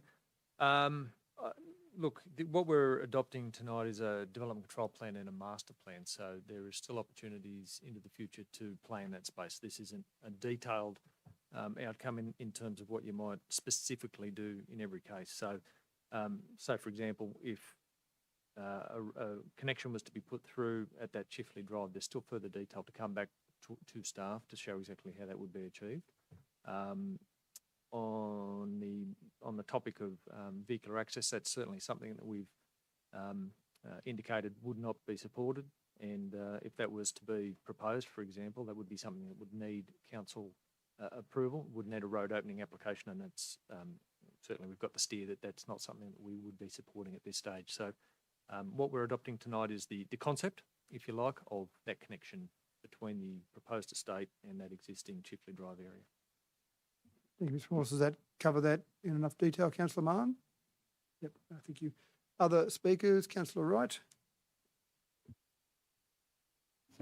Thanks, Mr Mayor. A couple of questions, actually. Can you just explain to me, sorry, maybe through you, Mr Mayor, with respect to the size of that particular lot that's being referred to? I know it's been talked about a walkway. It's a pretty significant parcel of land compared to some of the alleyways and that I'm sort of seeing in some of the diagrams presented. And maybe just the size of that. And I can see that there's a similar sized, maybe slightly larger parcel of land behind that, which will also form part of that. But maybe you can give us an idea of the size of that block that's been referred to in Chifley Drive. Thank you, Councillor Wright. I'll go with you, Mr. CEO, to Mr. Wallace. And through you, Mr Mayor. So number 33, Chifley Drive's the block in question. It's 742.5 metres squared. It's got a frontage of in the order of 18 metres to Chifley Drive, and it expands out towards the north. I think it hits nearly 30 metres, so it's 29 point something metres at the rear. The block that would be situated behind that would be a full 30-metre lot that would extend all the way back through to the proposed streets. So, you're upwards of 1,600 metres squared in total for that park is ultimately what it would be. Thank you, Mr. Wallace. Councillor Wright. Thanks, Mr Mayor. Just another question again, just with respect to just a comment that Mr Wallace made a few minutes ago, just with respect to the road, and I know it's been addressed in that particular one of the points of that motion. The comment was just with respect to a road not being supported at this stage, and I know that residents are really concerned that at a point down the track, a road may well appear, and that's certainly something they don't want. Can you maybe explain the process that the proponent may need to go through to allow a road to even appear on that particular block in the future? Thank you, Councillor Wright. Through you, Mr. CEO, to Mr. Wallace. So ultimately, what we call a Section 138 application under the Roads Act to open a road, that would be the process that they would need to get approval from council staff ultimately. So that would be the process, I suppose, to go through that. Ultimately, we would be informing our consideration of such a matter by virtue of the adopted policies that we have in place. So, for example, tonight's decision and the master planning and the development control plan would all feed into that as a decision. Thank you, Mr. Wallace. Councillor Wright, further questions or comments? Not at this stage, Mr. Mayor. Thank you. Well, your powder's dry because you've only done questions so far, so you haven't made any comments so far. Other councillors, questions or comments, councillors? Councillor Black, you've got a question? Yes, thanks. Just on if this is adopted, if this amendment is defeated and then the plan is adopted and comes into effect on the 2nd of October this year, will it come back to councillors again after tonight for approval, further approval? Or once you adopt this, that's it? There's no need to come back to say, yes, we think that we should have that parklet/thoroughfare or not. Thank you, Councillor Black. I'll take that to you, Mr. CEO, to Mr. Wallace.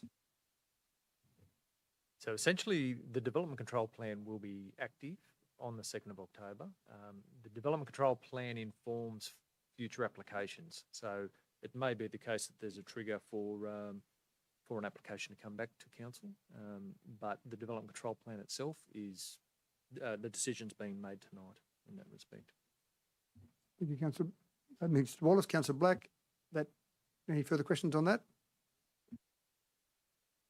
So if in the future, we've seen some laneways and thoroughfares and that get closed previously, so defeating this amendment and adopting the unamended control plan, DCP and master plan will in effect bring that thoroughfare into existence.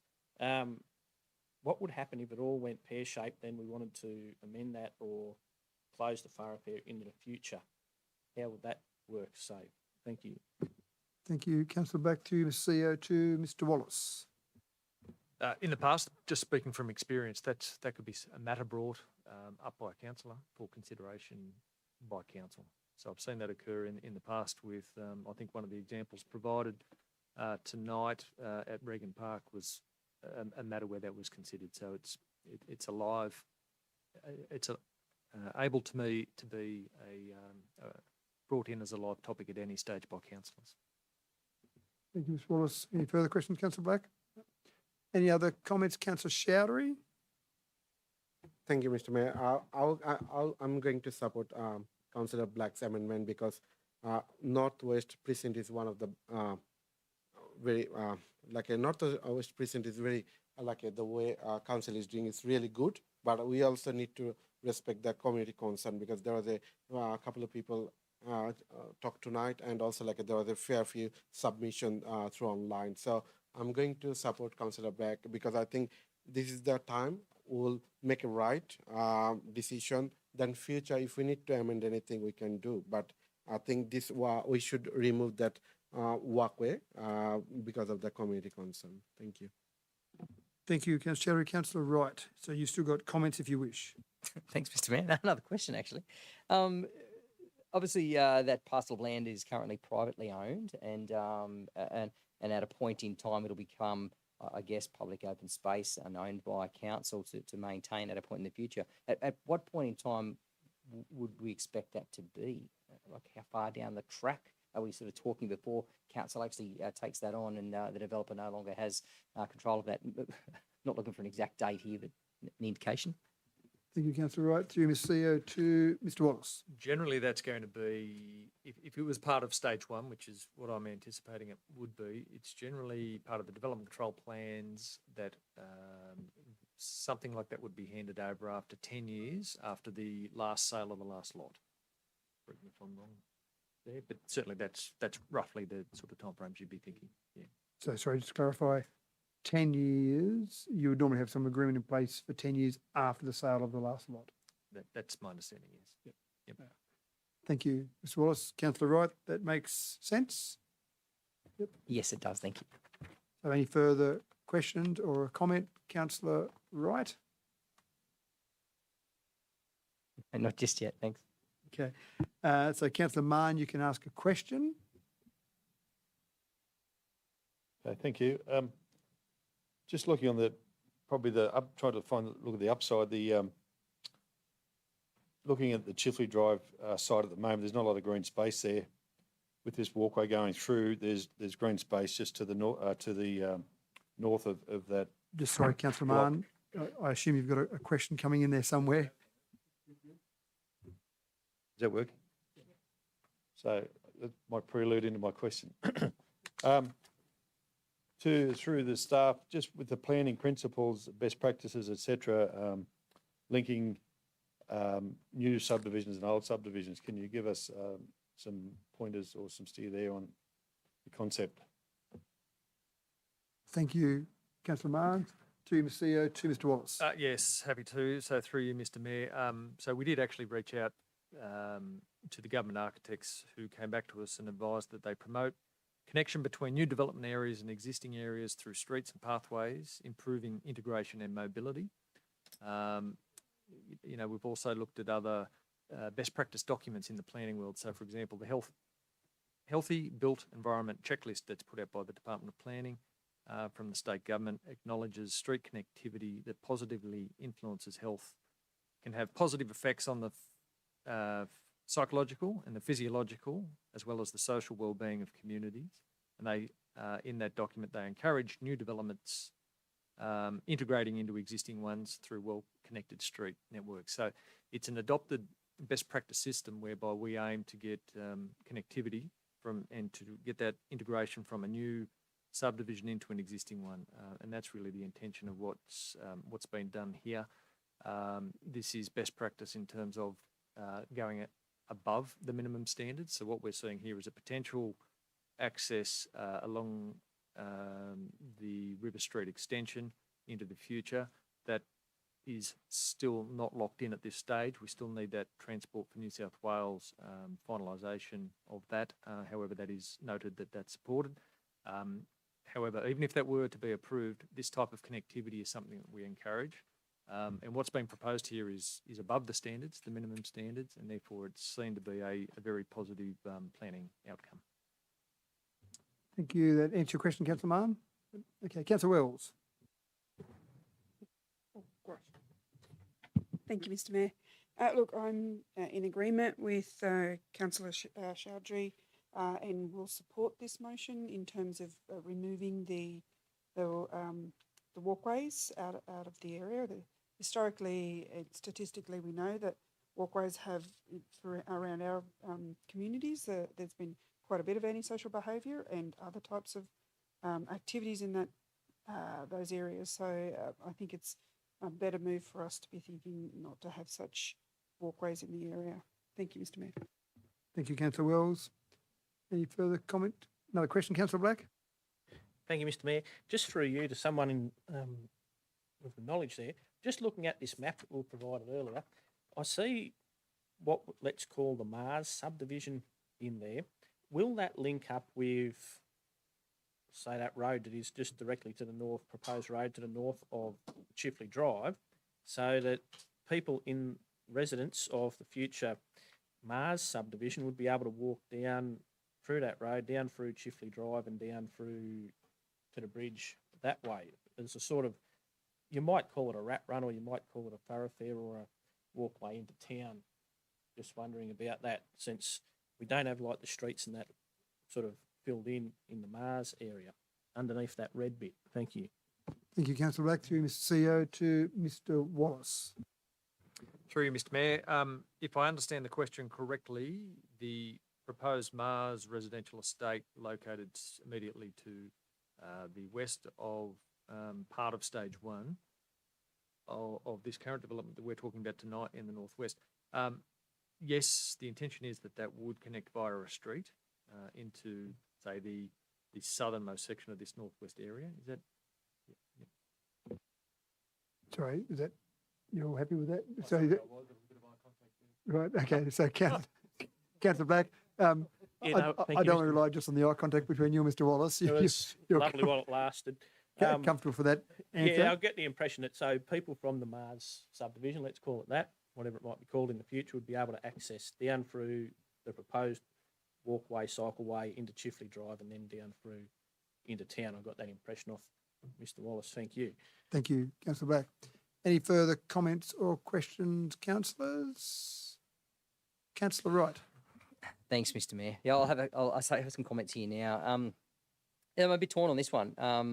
Look, obviously, this parcel of land, from the developer's perspective, it's in the best interest for the developer to maintain a level of safety and livability and attractiveness, if you like, to new buyers that. And that would include some level of deterrence of antisocial behaviour, I would think, for at least 10 years after the sale of that last lot. So, we're talking about quite a long period of time that the developer has a pretty genuine interest in maintaining the safety and livability of that particular area as well, to maximise their profits as well, and the aesthetics of that estate. Look, obviously, there's been some pretty extensive consultation with experts much smarter than me. With respect to this sort of topic, and they've indicated that connectivity within existing subdivisions is an important aspect of the success of new subdivisions, and obviously deemed to be best practice in the industry. I understand the concerns of Chifley Drive residents and how this may or may not impact on the on their amenity of their neighbourhood, but my understanding is that other possible pedestrian routes are not certain, as we've just heard, and not necessarily locked in. So this does leave council in a bit of a predicament then at that point in time if we don't have that access. So certainly note the concerns of residents with regards to a road on that side, and I too have a concern, and I think that's been addressed by council here as well. And look to have a potentially nearly a half an acre park. That as opposed to a walkway, a half an acre park literally on the doorstep of both of those areas as access to both. I think that certainly does improve the amenity itself. So I won't be able to support Councillor Black's motion in that regard. I think a quite a large significant park in that area will actually improve the amenity of that area with certainly with all points noted by the community, and I thank them all for their submissions as well. Thank you. Thank you, Councillor Wright. Further comments or questions, councillors? I agree with Councillor Martin and Councillor Wright. I can't support the amendment. I'm quite comfortable with that walkway being a part of it, but I also understand the concerns from those Chifley Drive residents. But I can't support that amendment based on what we've heard here tonight as well. So there being no further questions or comments, Councillor Showery, as the mover of the original motion, you have a right of reply to anything that's said about the amendment specifically, if you wish to exercise that. No, I'm good. Thank you, Mr. Mayor. Okay, thank you. So we've got the amendment before us. The amendment essentially, without going through it all again, Councillor Black, the amendment essentially removes the Chifley Drive walkway cycleway from the plan. So all those in favour of the amendment, raise your hand. All those against? Declare that lost. So the motion now returns to the original motion that Councillor Showery moved. So, Councillor Showery, sorry, not Councillor Showery, any councillors, do you wish to discuss or debate the original motion now? Councillor Black. Thank you, Mr. Mayor. Like I said before, I'm a big fan of the amended whole Northwest Precinct plan, but I'm going to vote against it because of this thoroughfare through into Chifley Drive. So, looking at this, all the rest's fine, don't have a problem with all the rest of it, but because of this, I'll vote against the whole lot. I just think that we should be just keeping our powder dry until Transport for New South Wales work out something. But looking at this and looking at the Mars subdivision, that could potentially become a huge rat run through there with lots of foot traffic, cycle traffic, probably motorbikes and things like that. And I'm just not prepared to do that to the existing residents of Chifley Drive who sort of having this foisted upon them. Thank you. Thank you, Councillor Black. Any further discussion or debate? Councillor Showery, you have a question? Yeah. Thank you, Mr. Mayor. I just check because I moved the original motion. Can I vote against that? You can vote against it when you move the original motion. Yes, you can. Okay, thank you. The moving is more a technicality, but yes, you can vote either way. Further questions or debate, councillors? Councillor Wright? Thanks, Mr. Mayor. Look, I've already had my say with respect to that a few minutes ago. I will just address a couple of the comments though made with respect to Councillor Black mentioned about maybe a bit of a rat run through there in his words, but it's also mentioned about the proximity to the CBD to some of those locations, especially to the southeast of that particular precinct. I would have thought the Mars development would be actually much closer to the proposed shops along the River Street West Road, and it'd be more attractive for them if we're talking proximity to maybe visit that village neighbourhood of shops rather than having a rat run downtown, so to speak. But nevertheless, look, I'm again happy to support the motion as it stands. Thank you. Thank you, Councillor Wright. Any further discussion or debate, councillors? No. So, Councillor Chowdhury, you have a right of reply to anything that was said in the debate on the motion, if you wish to exercise that. Okay, thank you. So, councillors, all those now in favour of the motion? All those against? Declare that carried. You right, Abby? Okay, thank you, councillors. Next item is CCL 23/257, the draft Blue Ridge Precinct DCP. Councillor, I'll move that way, please. Thank you, Councillor Wright, seconded by Councillor Chowdhury. Councillor Wright, do you wish to speak? Oh, sorry, my apologies. Councillor Etheridge, I'll just pause while we get Councillor Etheridge back. That went for so long. Sorry, Councillor Etheridge. We were missing you. Thank you, Councillor Wright. Do you wish to speak to that motion?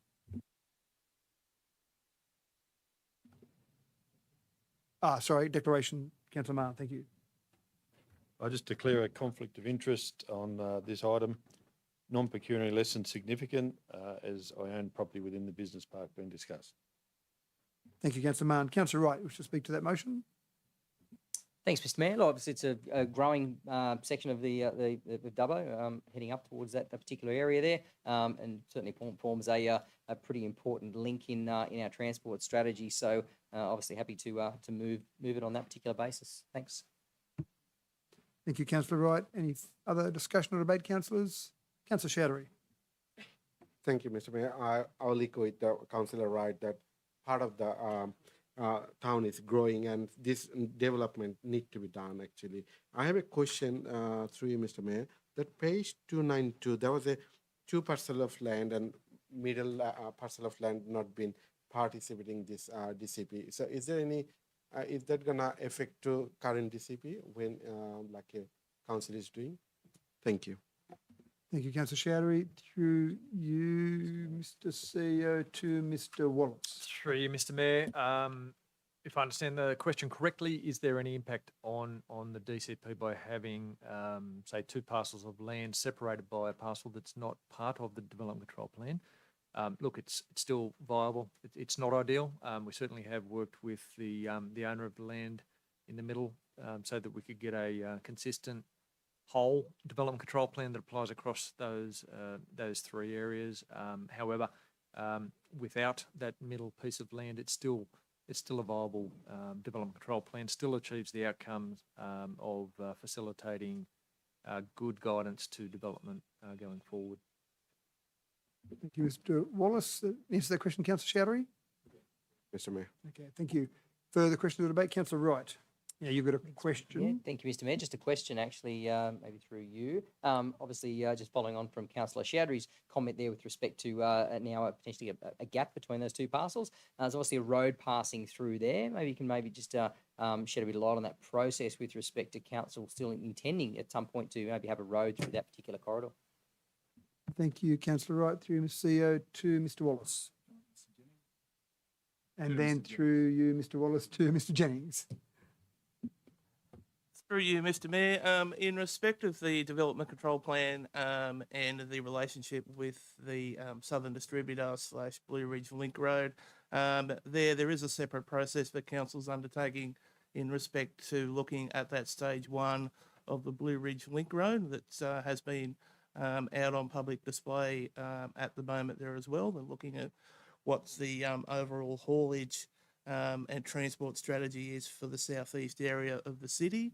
In terms of that, there is some interaction with the DCP, of course, from a road development perspective. Council, of course, there has been focusing on stage 1 of that Blue Ridge Link Road. In terms of the land in the middle there of the overall precinct, there is a process there that council has commenced initially in respect of looking to acquire the land area there for stage 2 of the Blue Ridge Link Road coming out to the Mitchell, and then also ultimately the last piece of the pie going out to a new intersection on the Mitchell Highway as well. Yeah, so, and Mr. James, just to clarify that, we could do compulsory acquisition if we needed to. Yes, Mr. Mayor. Thank you. Councillor Wright, does that answer that question? Certainly does now. Thank you. Thank you. Any further comments or questions, councillors? Councillor Wright, you have a right of reply to yourself, so No, thank you probably don't need that. Right, thank you, councillors. All those in favour? Against? Declare that carried. CCL 23/258, Draft Claremont Rise Development Control Plan. Can I have someone move that, please? Thank you, Councillor Wright, seconded by Councillor Etheridge. Councillor Wright, do you wish to speak to that? No, I don't think so. Thank you, Mr. Mayor. No, thank you. Any other discussion or debate, councillors? There being none, I put that. All those in favour? Against? Declare that carried. Next item, CCL 23/259, naming of thoroughfare associated with D2021-820, 59 lot residential subdivision. Have someone move that, please. Thank you, Councillor Chowdhury. Thank you. And seconded by Councillor Etheridge. Before us to speak on that, I'll declare a non-pecuniary, less than significant interest in this because this parcel of land or this subdivision is owned by the Bathurst Diocese, and I sit on an advisory board for the Bathurst Diocese, but I'll stay in the room and it won't affect my ability or the decision-making process. I think I said that vaguely right, didn't I? So, Councillor Chowdhury, to speak to this. No, thank you, Mr. Mayor. Thank you. Any other discussion or debate, councillors? There being none, I put that. All those in favour? Against? Declare that carried. CCL 23/260, submission to parliamentary inquiry into animal pounds in New South Wales. Can I have someone? Thank you, Councillor Black, seconded by Councillor Wells. Councillor Black, do you wish to speak to that? Oh, yes, only very briefly. It's an increasing cost on council. I can see there. It's quite expensive to, over the last 3 years, deal with over 2,200 cats and dogs each year that have found their way to the pound for whatever reason. I understand there are genuine reasons why people may need to surrender their pet to the pound, and that's a very traumatic experience for people involved in that. I understand that. It would be great to see more funding for desexing programs. That will help reduce overbreeding and sort of like stray feral breeding that goes on out there. But one thing I'd really like to see, and it may come up in some parliamentary inquiry or through this this parliamentary inquiry, probably will, would be cat containment, like where people can't just let their cats wander around. You can't just let your dog run all over the district killing wildlife, and I don't see why you're allowed to let your cat do that. And that's something that hopefully gets a mention through this inquiry. Thank you. Thank you, Councillor Black. Further discussion or debate, councillors? There being none, I put that. All those in favour? Against? Declare that carried. Stay with us, Councillor Ivey. CCL 23/261, existing and future rest areas for freight traffic on the Dubbo LGA. Can I have someone move that, please? Councillor Chowdhury, thank you. Seconded by Councillor Burns. Councillor Chowdhury should speak to this. Thank you, Mr. Mayor. I really, thanks to the council director who done this report. It's quite a brief report actually, and it's Dubbo is covering a large area, but we can see only 13 rest area we have, and only one have like a toilet facilities, because we have a lot of traffics gone through like every day they travel through Dubbo, and it's not quite enough. And I can see like they propose like a Transport New South Wales has proposed two preferred site. One is Dubbo Zoo rest area, and one is like a Brocklehurst rest area. So I'll comment to like a to council like a continue pushing with like a Transport New South Wales, and hopefully they can do their business plan as soon as possible and implemented those two rest area, and in future they can look for other alternative site. Thank you. Thank you, Councillor Chowdhury. Any other discussion or debate? Councillor Black. Thank you. Yes, this report really does highlight that even though Dubbo is the hub of the West, we've got sort of the junction there, confluence. We've got 5 highways that sort of come into town, each side of the Newell, each side of the Mitchell and the Golden Highway. We're not very well serviced with proper truck stops where truckies can pull up and have a shower and all of those sort of things. So it really also does highlight, why would we want road trains and B-triples going right through the centre of town past residential houses? And the fact that Transport for New South Wales have been stymieing any real progress on a heavy vehicle bypass or a ring road to get trucks out and around the town and past McDonald's and houses there in West Dubbo just baffles me. I just cannot understand it. I'll have more to say on bypasses in my very popular comment section later on, but it really does fall in Transport for New South Wales' lap to look at how can we get something such as what they've got in Orange, where trucks can go around. It just creates a whole stack of new industry in that area, and Dubbo is really missing out there, and so are the truck drivers by not having adequate, proper rest areas where they can have a shower, etc. Thank you. Thank you, Councillor Black. Any other discussion or debate, councillors? Councillor Chowdhury, do you wish to exercise your right of reply? Thank you. I put that. All those in favour? Against? Declare that carried. Next item is CCL 23/262, Saxa Road, Coomabella Crossing, Mitchell Creek Causeway options. Can I have someone move that, please? Thank you, Councillor Burns, and seconded by Councillor Chowdhury. Councillor Burns, you wish to speak to that? No, thank you, Mr. Mayor. Thank you. Any other discussion or debate, councillors? Councillor Black. Thank you, Mr. Mayor. Really, I've said this in previous meetings that talking to the residents, or more them ringing me up from out in that neck of the woods, they really just want to be able to get their trucks through the road, as they've been able to do, but been unable to do that since October last year, since the existing culvert was closed. What if we can't get state government funding for a regional road to replace that culvert with a bridge? I'm just worried that council will be left sort of with a $3.5 million bill, and the people out there, the residents, will be left with another 18 months or so of not having proper access with their farm vehicles to move grain and machinery, etc. around, having to take a 12 or 13 kilometre detour.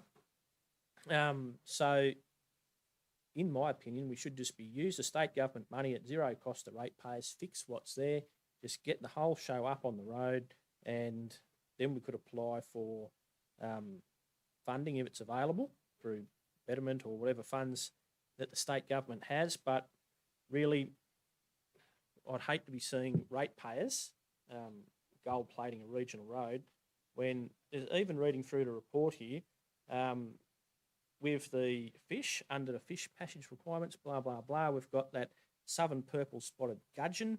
And then the next point says, based on the classification, pipe culverts are not appropriate for this site. So let's see New South Wales Fisheries kicking in a bit of money then to replace the pipe culverts, if that's the way they want to go. But I'd just like to see it just up and running so that the people who live in that area can just get back to normal and go about their business by restoring what's there at zero cost to council, and the $500,000 coming from the state government. Thank you. Thank you, Councillor Black. Any other discussion or debate, councillors? No. Councillor Burns, you wish, my apologies. Councillor Ivey, thank you. Thank you, Mr. Mayor. Just following on a couple of things that Councillor Black said. Look, residents can cross the creek. There is the causeway, which is beside the existing crossing, which is extensively used by by trucks as well as light vehicles. As I understand it, council has given a commitment that the bypass or the alternate route will provide access for all movement of grain and all heavy-duty equipment. Yes, it does involve an extra 10 or 12 kilometres, but again, in carting grain from a property to a receival depot, that's not a really big issue. You've usually got to wait in a queue longer than it will take you to drive that extra few kilometres.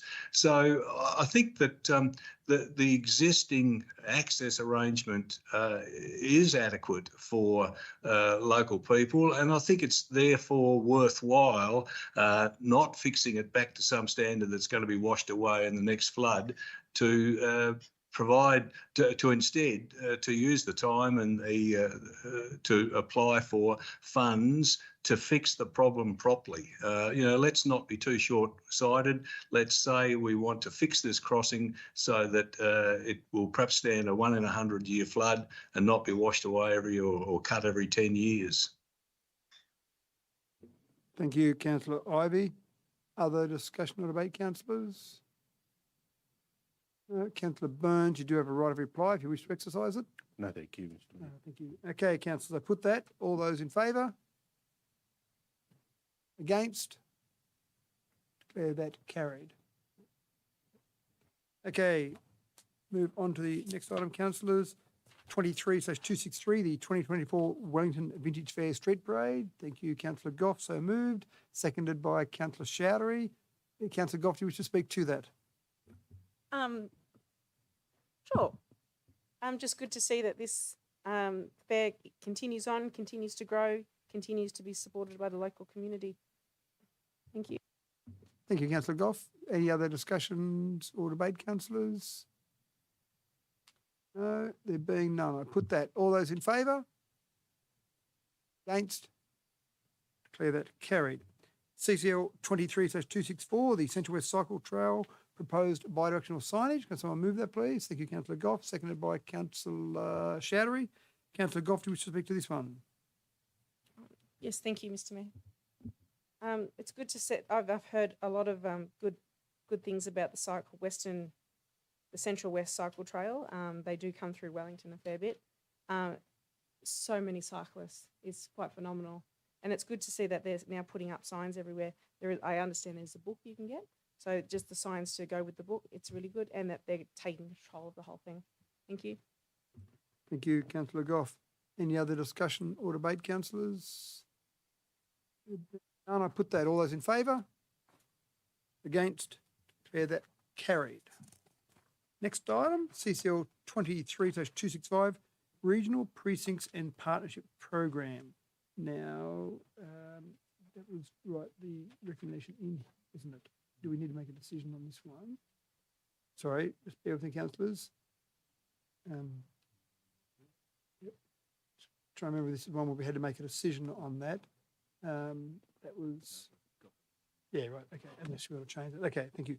So Regional Precincts Partnerships Program, councillors, can someone move that, please?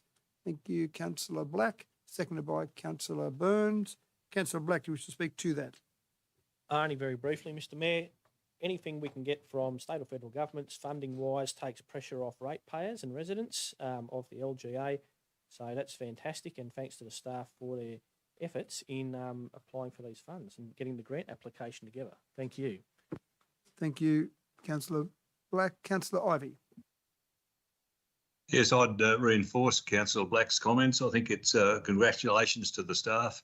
It really is good. I think, as we've often spoken before, the Wellington CBD it's got fantastic potential. It's suffered in the recent years for a number of reasons, but I think this may well be a precursor and a really catalyst to a kickstart the whole of the economic development in that Wellington CBD area. And we've talked about the renewables and the funds that might flow from that, but those funds need really to be part of more of a council initiated funding proposal, and I think this would really do that. So I commend the staff for putting it together. Thank you, Councillor Ivey. Further discussion or debate, councillors? There being none, Councillor Black, do you wish to make any? Thank you. So there being none, I put that, all those in favour? Against? Declare that carried. CCL 23/266, question I noticed from Councillor Goff. Councillor Goff, do you wish to move that? Okay, thank you. Seconded by Councillor Etheridge. Do you wish to speak to that, Councillor Goff? Thank you, Mr. Mayor. I put this question up because the Wellington community have really spoken about wanting a fenced dog off-leash area. We currently have 2 in Wellington, but they're not fenced, and one is in a really, really inappropriate spot on the corner of two roads. So it is ideal that we could have a fenced area so you can take your best friend down and feel safe when you're walking your dog. I note that Dubbo's got three fenced areas, but there's also a lot of off-leash dog areas that we maybe might not need. So just getting a look at all the spaces overall, see what we don't need, see what we could improve, and go from there. Thank you. Thank you, Councillor Goff. Any other discussion or debate, councillors? That, all those in favour? Against? Declare that carried. And the next item, CCL 23/267, comments and matters of urgency. Given the fact that it's highly anticipated for Councillor Black, I can't help but go to my left this month and start with Councillor Black for the highly anticipated comment section. Thank you. Stay in your chairs, you lot. Just a couple of things. The state budget was handed down last week, seems like a lifetime ago, and I did a bit of a word search in some online budget documents on the term bypass, and I was amazed at how many other towns and cities and regional centres and smaller places are getting bypasses, funded bypasses from the state government and funded for business cases, etc. Everyone can have a bypass except for Dubbo. That's been a common theme for many years now, and it really is a complete disgrace. I blame Transport for New South Wales, but the federal government has to take a bit of responsibility since they are in charge of the Newell Highway. Anyway, we'll have to have a bit of a push on that, I think, for the next 12 months. There's no reason to have all these trucks. I see them through West Dubbo because I live out that way all the time, just going straight through town. They really should be going around, and we can activate an area somewhere as a big industrial area. That would be a much better process. The Boxar stats came out the other week, and I noticed on a TV news channel and on reading some other stuff, looking through them, that there was 575 home break-ins in Dubbo in the 12 months to June 23, which is 4.5 times the state average. Motor vehicle theft in the 12 months to June, Dubbo 313, Orange 167, and Bathurst 84 motor vehicle thefts. I've had a good opportunity to speak to Kate Washington when she was in town the last couple of days. She's the Minister for, covers DCJ, Families and Communities, also the Minister for Disability Inclusion, which was a great opportunity there to speak about our disability panel that we have at Council, the committee. But I again impressed, I've spoken to the Attorney General, Michael Daly, Jihad Dib's office, the Youth Justice, Youth Corrections, I can't remember the exact term of the office, but also Yasmin Catley a couple of weeks ago, the Police Minister, about how Dubbo needs more resources to bring down our way above average crime statistics, and we really do need to come up with some plan to get the state government to adequately resource Dubbo to bring down these stats. There's no reason why families that live in and around Dubbo should be putting up with home break-in rates that are 4.5 times the state average. And when you look through some other areas, mostly in wealthy areas on the Boxar stats, I'm just amazed at how few break-ins and car thefts they actually have. We shouldn't just be accepting that as, oh, that's just what happens in Dubbo. Let's really put some pressure on the state and feds to fund programs. It might be more police. I know they're 1,400 police short, which when you take out people who are sick and away and on various forms of leave, it's about 3,000 police short. But we really do need to get more to Dubbo. We need more programs. We need things that actually work to, in the long term, reduce the crime rate here for the people who live here all the time. Thank you. Thank you, Councillor Black. Did you wish to take some action with some of that and actually suggest a urgent motion for some correspondence that you might want to get sent off officially on behalf of council in relation to the crime stats? I haven't got anything prepared, and given that we've had a couple of lengthy motions, I'll do it next month and put it around rather than put the staff under that pressure now and all the people waiting at home. We'll get something for next month done properly. Thank you. Thank you, Councillor Black. Councillor Etheridge. No, thank you, Mr. Mayor. Councillor Chowdhury. Thank you, Mr. Mayor. Firstly, I would like to congratulate you, Councillor Dickerson, as a re-elected, and Councillor Ivy for your re-elected Mayor and Deputy Mayor. Also, Councillor Wells and Councillor Black to put your nomination. Is really, as Mayor said, is really courage to put your nomination. Good to see we have bringing this diversity and bringing these challenges here. I would really like to like I highlighted a couple of festival I've been with fellow councillor. Like I went to the Dream Festival. It was really crowded, well managed, and I really thanks council and the committee. They done a fantastic job. I've been participated that Lantern Parade. It's around like 11,000 people, around 11,000 people on that time been in that festival. It's really good crowd, and really done a fantastic job. Also, like I've been in last weekend cross-cultural event with the mayor, and that also fantastic multicultural event. I really thanks council and the committee too. Also, I would like to highlight it Corey Knockout that been done on the weekend. It's really good. I had a few people I know they've been they went to that Corey Knockout, and it's really that also another great event. And just because long weekend is coming, so on Stuart Town on this Sunday, multicultural event is happening. So I'll encourage my fellow councillor and all the community, if they have a time, to drive there, enjoy the event, and take your family with you. Thank you. Thank you, Councillor Chowdhury. Councillor Burns. I've got nothing to say. Thank you. Thank you, Councillor Burns. Councillor Goff. Thank you, Mr. Mayor. Yes, I've had a month of festivals. I too attended the Dream Festival, but in the capacity of making coffee. I didn't get to see any lanterns. I didn't get to see anything, actually. I think I made about 500 coffees. But the vibe was really, really good. And I really want to congratulate the staff and the volunteers of the Dream Festival and the Lantern Parade, because it was really, really well done. And what I did see was quite spectacular. The other festival I want to give a shout out to is the Dubbo Motor Fest. So it just goes to show a little dream can really come off if you've got the right people behind it. The Dubbo Motor Fest attracted just over 6,000 people, and I think it just over-exceeded everyone's expectations, but it was also done really, really well. The other thing I want to do a shout out to is the Wellington Rugby Club held a charity ball, and which I took the opportunity to dress up.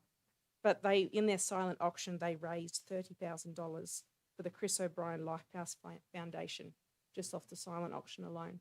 And just congratulations to that committee for putting that on, bringing an event to Wellington and raising a very large amount of money for a very good cause. So well done. Thank you, Councillor Goff. Councillor Mann. Just following on this theme from the Dream Festival, again, from something that started in 2010, and whilst Dubbo's constantly looked for a signature festival over the years, this particular one I think sits somewhere in between, because it's now proving its longevity. There's a couple of very, very long-serving committee people on there that are obviously very passionate about how this thing works. I wasn't able to get to the Land Parade, but I went to the choir in the pub rock, I think it was called, up at the brewery there on Sunday, and that was really well attended, and just a good fun atmosphere where everybody was enjoying the sun and enjoying the music, and just looking through the website today, the amount of events they've had and the variety of events, I think they should be highly commended, which they have been tonight by several councillors, so well done. Just also think a great initiative, probably overdue, is for the Touch Football Carnival that we're opening the showground up with 100 more caravan sites there. It's obviously been a very topical issue, the lack of availability of accommodation in town. So whoever came up with that idea, congratulations and well done. And I just hope that we do it right. Being a caravaner myself, I hope the facilities are well maintained and ready to go. But I think that's something that we should look at on a much more regular basis as it's required. Thank you. Thank you, Councillor Mann. Councillor Wright. Thanks, Mr. Mayor. Just a couple of ones, actually. Just following on from Councillor Goff's comment regarding Motorfest. You know, I know we've got a couple of events around around our region that are seemingly signature events, and I certainly think as a first-time event, they've certainly proved that there's petrol heads up and down the east coast of Australia, and they come from as far as Brisbane, and I believe from even as far as Victoria and even, I think even South Australia, but they certainly came from everywhere. So this event has legs, and certainly it'd be great if council could look at some sort of support for an event which I think will grow exponentially over the coming years. So well done to the organisers on that. On the Saturday just gone, I attended with Councillor Chowdhury and as well as the Mayor, the Indian Support Centre opened an office in Dubbo. It's the Dubbo Support Centre. For those people who aren't aware, Indian Support Centre opened up about 8 years ago, and it's based in Sydney, but it offers new migrant support, job seeker support, domestic violence support, and a number of things. Looking at the website here, senior citizen support, digital health literacy, digital literacy, a range of different things for new residents. And a well-informed person I know tells me that around 18.5% of the population of Dubbo or LGA weren't born in Australia. So we've got a significant number of the population, and they continue to move here, who are new residents to our country. So the Dubbo Support Centre it was open on the weekend on Saturday morning in Macquarie Street, and they will provide the same sort of support that they do through their Indian Support Centre, but realising that Dubbo has a smaller community, but also quite a diverse range of people from different nationalities. So it's not just people with Indian background, but certainly those Nepalese, Bangladeshians, Fijians, whoever might be new residents to Australia that need some sort of help in settling. So certainly encourage you to Google the Dubbo Support Centre or even the Indian Support Centre and find out ways that if you are a new resident to the region, that certainly they'll be able to help you settle in really well. So well done and congratulations to them for opening up in our city. Thank you, Councillor Wright. Councillor Wells. Thank you, Mr. Mayor. I too want to congratulate both yourself in your mayoral election and Richard in his deputy mayor election. Just wanted to mention that Richard and I had a chat a couple of weeks ago, and it was really funny because he said to me, "You don't mind if I don't vote for you, and I'm sure you won't vote for me." And we just made a bit of fun out of it, and I think. The respect that we have for each other around that it's really heartwarming to me that we can, when I said that, I'm just going to give it a crack. So I really appreciate the conversation and connection we had, Richard. Thank you. I wanted to talk about a couple of things. Dream Festival is on the theme. So when we had the Dream Festival, I too want to congratulate everybody for all of the staff for the amazing efforts. It was just a perfect except for the weather. I think the weather, if it was much warmer, it would have got the rating as perfect. But it was freezing, and I was wrapped in a blanket in a store with my daughter while she was selling her jewellery. I didn't want to take my hands out of the blanket. But the new entry to the Dream Festival this year was the Dream Time Festival, which I found very interesting, and I'm really curious about how it came about to be sitting where it is. So hopefully in our planning next year, we'll think differently around how the Dream Festival and the Dream Time Festival can connect, because there were events happening on stage over in Dreamtime Festival, which were really great, and also events and dances happening in the Dreamtime Festival. So, the whole community didn't get to see the same things at the same time, whether that was deliberate or not. I do recall walking through one of the alleyways where there was lit up and there was some speakers, and hearing Dreamtime stories was really, huge congratulations to everyone who made that happen. But I wonder whether we think a little bit differently to what it looks like next time. I was going to talk about the silent disco, but I don't know if it's this weekend or if it's already passed. But it's tomorrow night. It's tomorrow night. Okay, yeah. Dance off, dance off. Yeah, no. I just think that's a really great idea where I think it'd be quite awkward driving past and a whole bunch of kids with, dancing around, but then they've got headsets on. So what a great thing to do. How great to engage the youth of the community.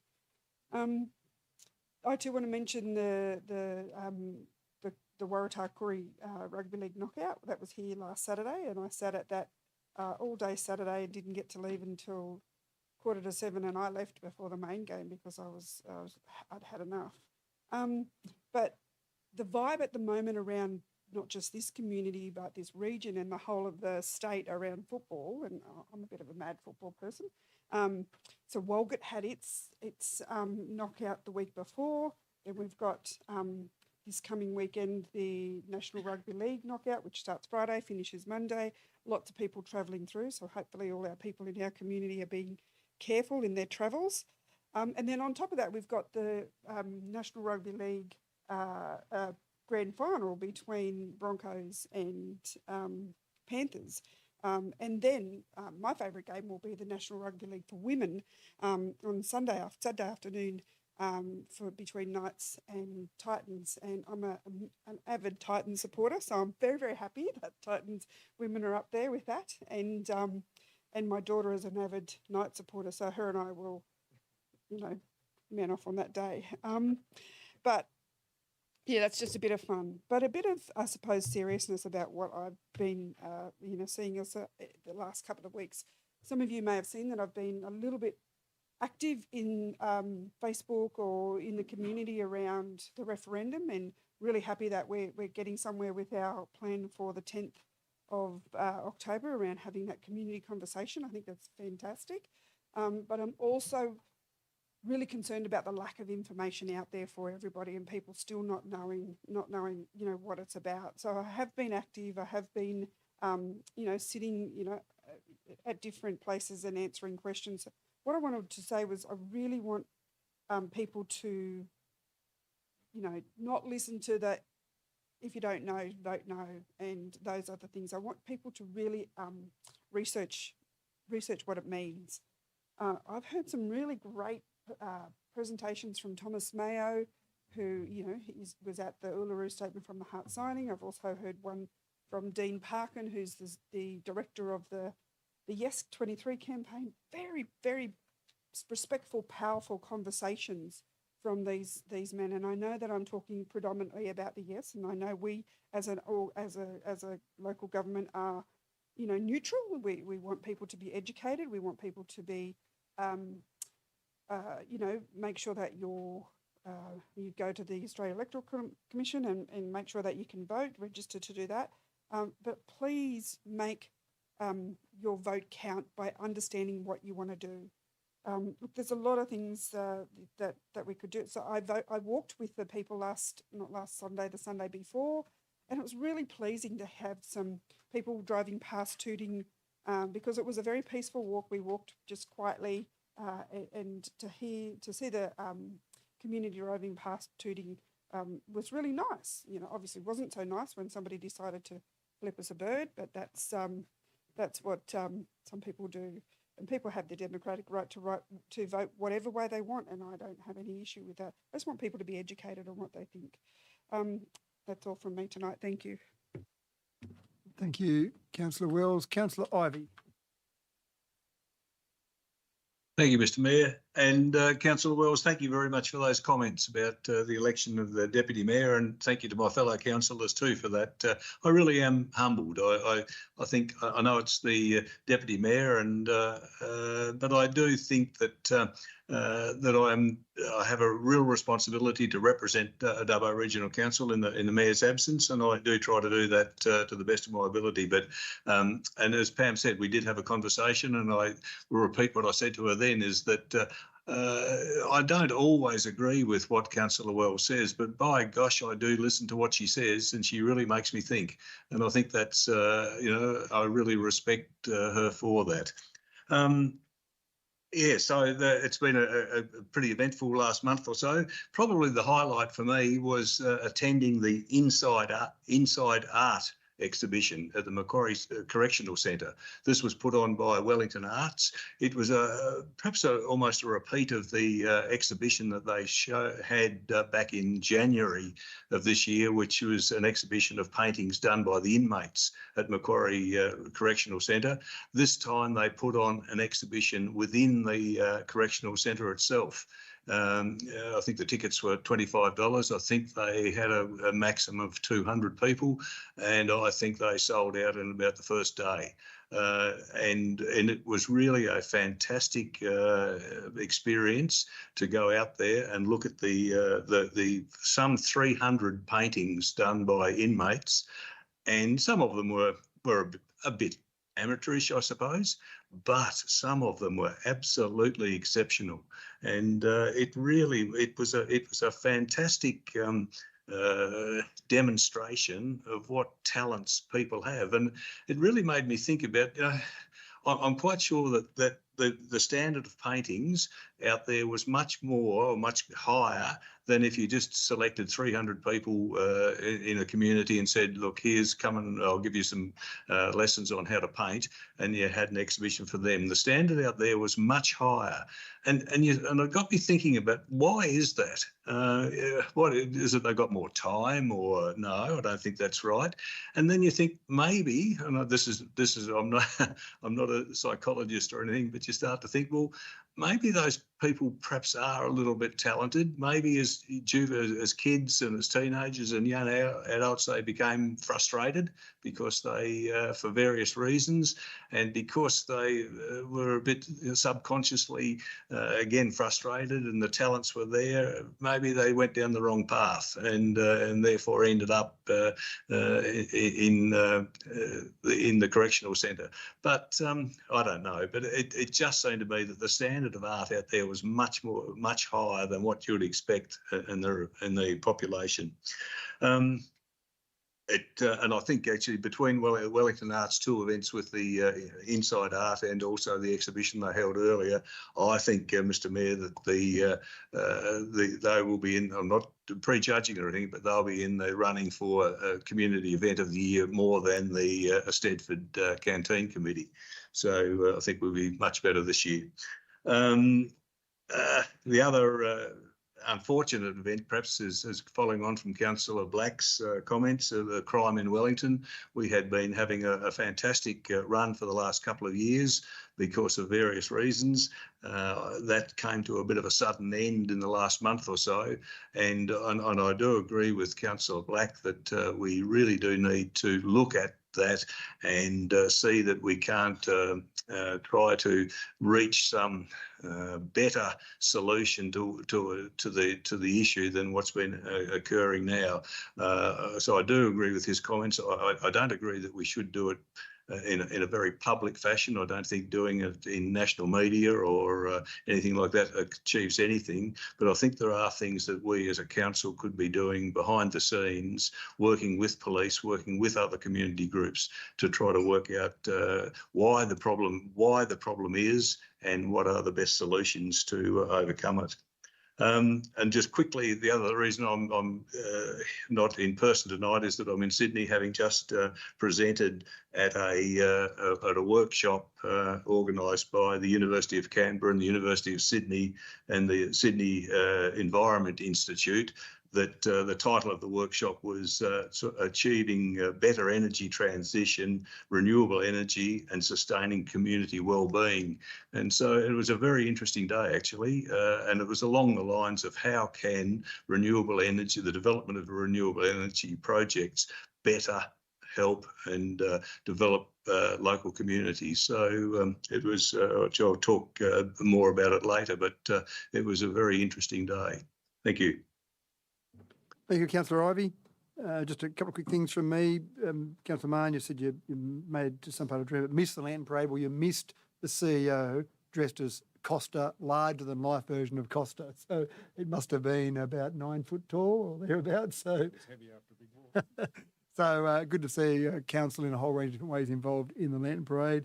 The staff awards again was held this year. Congratulations to the CEO on starting that last year and going through that process. We had lots of councillors there at those staff awards, and congratulations to all the staff who were finalists and who were winners of those awards. But again, I think it just goes to show the morale being lifted, but also just some of the excellent staff that we do have here. So well done, Mr. CEO, and I'm sure that'll continue on bigger and brighter and better next year. And I think the staff are becoming used to that now and understanding that a bit more. So it's fantastic. The other one was the Merrill Developers Forum during the month. It was fantastic. And again, if you're talking about renewables, as Councillor Ivey was talking about there, just getting a bit of a snapshot in terms of some of the potential that we've got for our region, some of the potential for development is quite fascinating. And those developers sitting in that forum were quite excited by that.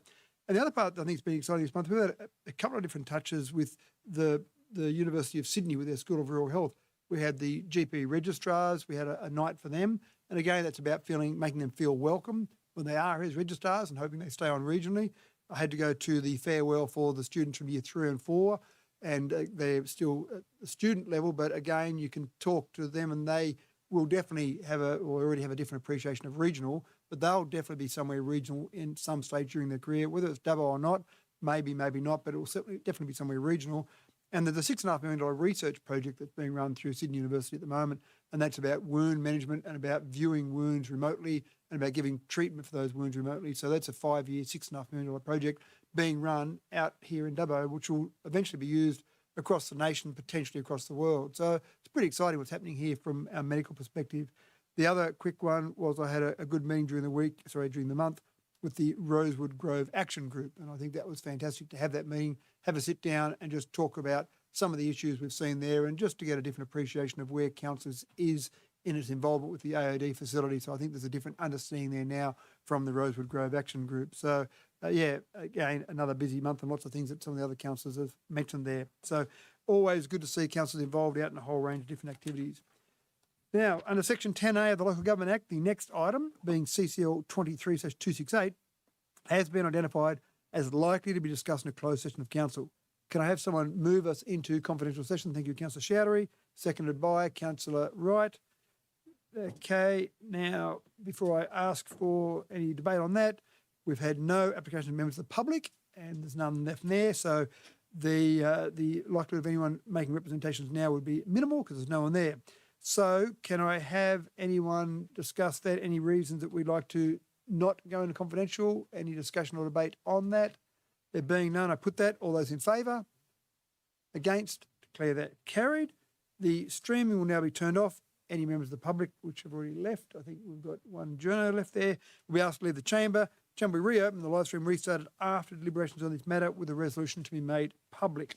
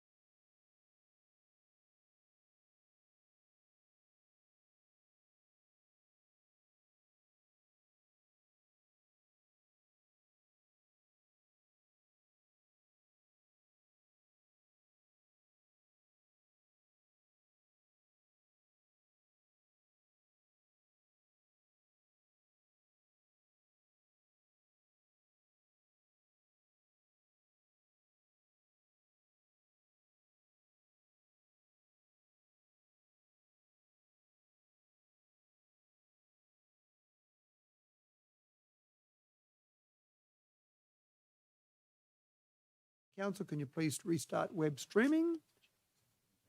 And Councillor Showery is just coming back. So now Landy can come back as well as Ms. Bassing-Waite. Okay, and Councillor Showery. Okay. Yep, okay. And Ms. Wade, Ms. Rouse, Ms. Wade. Thank you. Thank you, Mr. Mayor. Item CCL 23268, update on proposed acquisition for the Dubbo Northern Borefield project. Council resolved that 1. That Council approve and proceed with the acquisition of approximately 50 hectares from Lot 2 DP 820709 and Lot 1003 on DP 1201712. A, pursuant to Section 1861 of the Local Government Act 1993, and B, in accordance with the Land Acquisition, Just Terms Compensation Act 1991, and upon acquisition classify the land as operational land. 2, that Council register an acquisition plan against Lot 2 on DP 820709 and Lot 1003 on DP 1201712. That Council approve the making of an application to the Minister for Local Government to issue a proposed acquisition notice under the Land Acquisition Just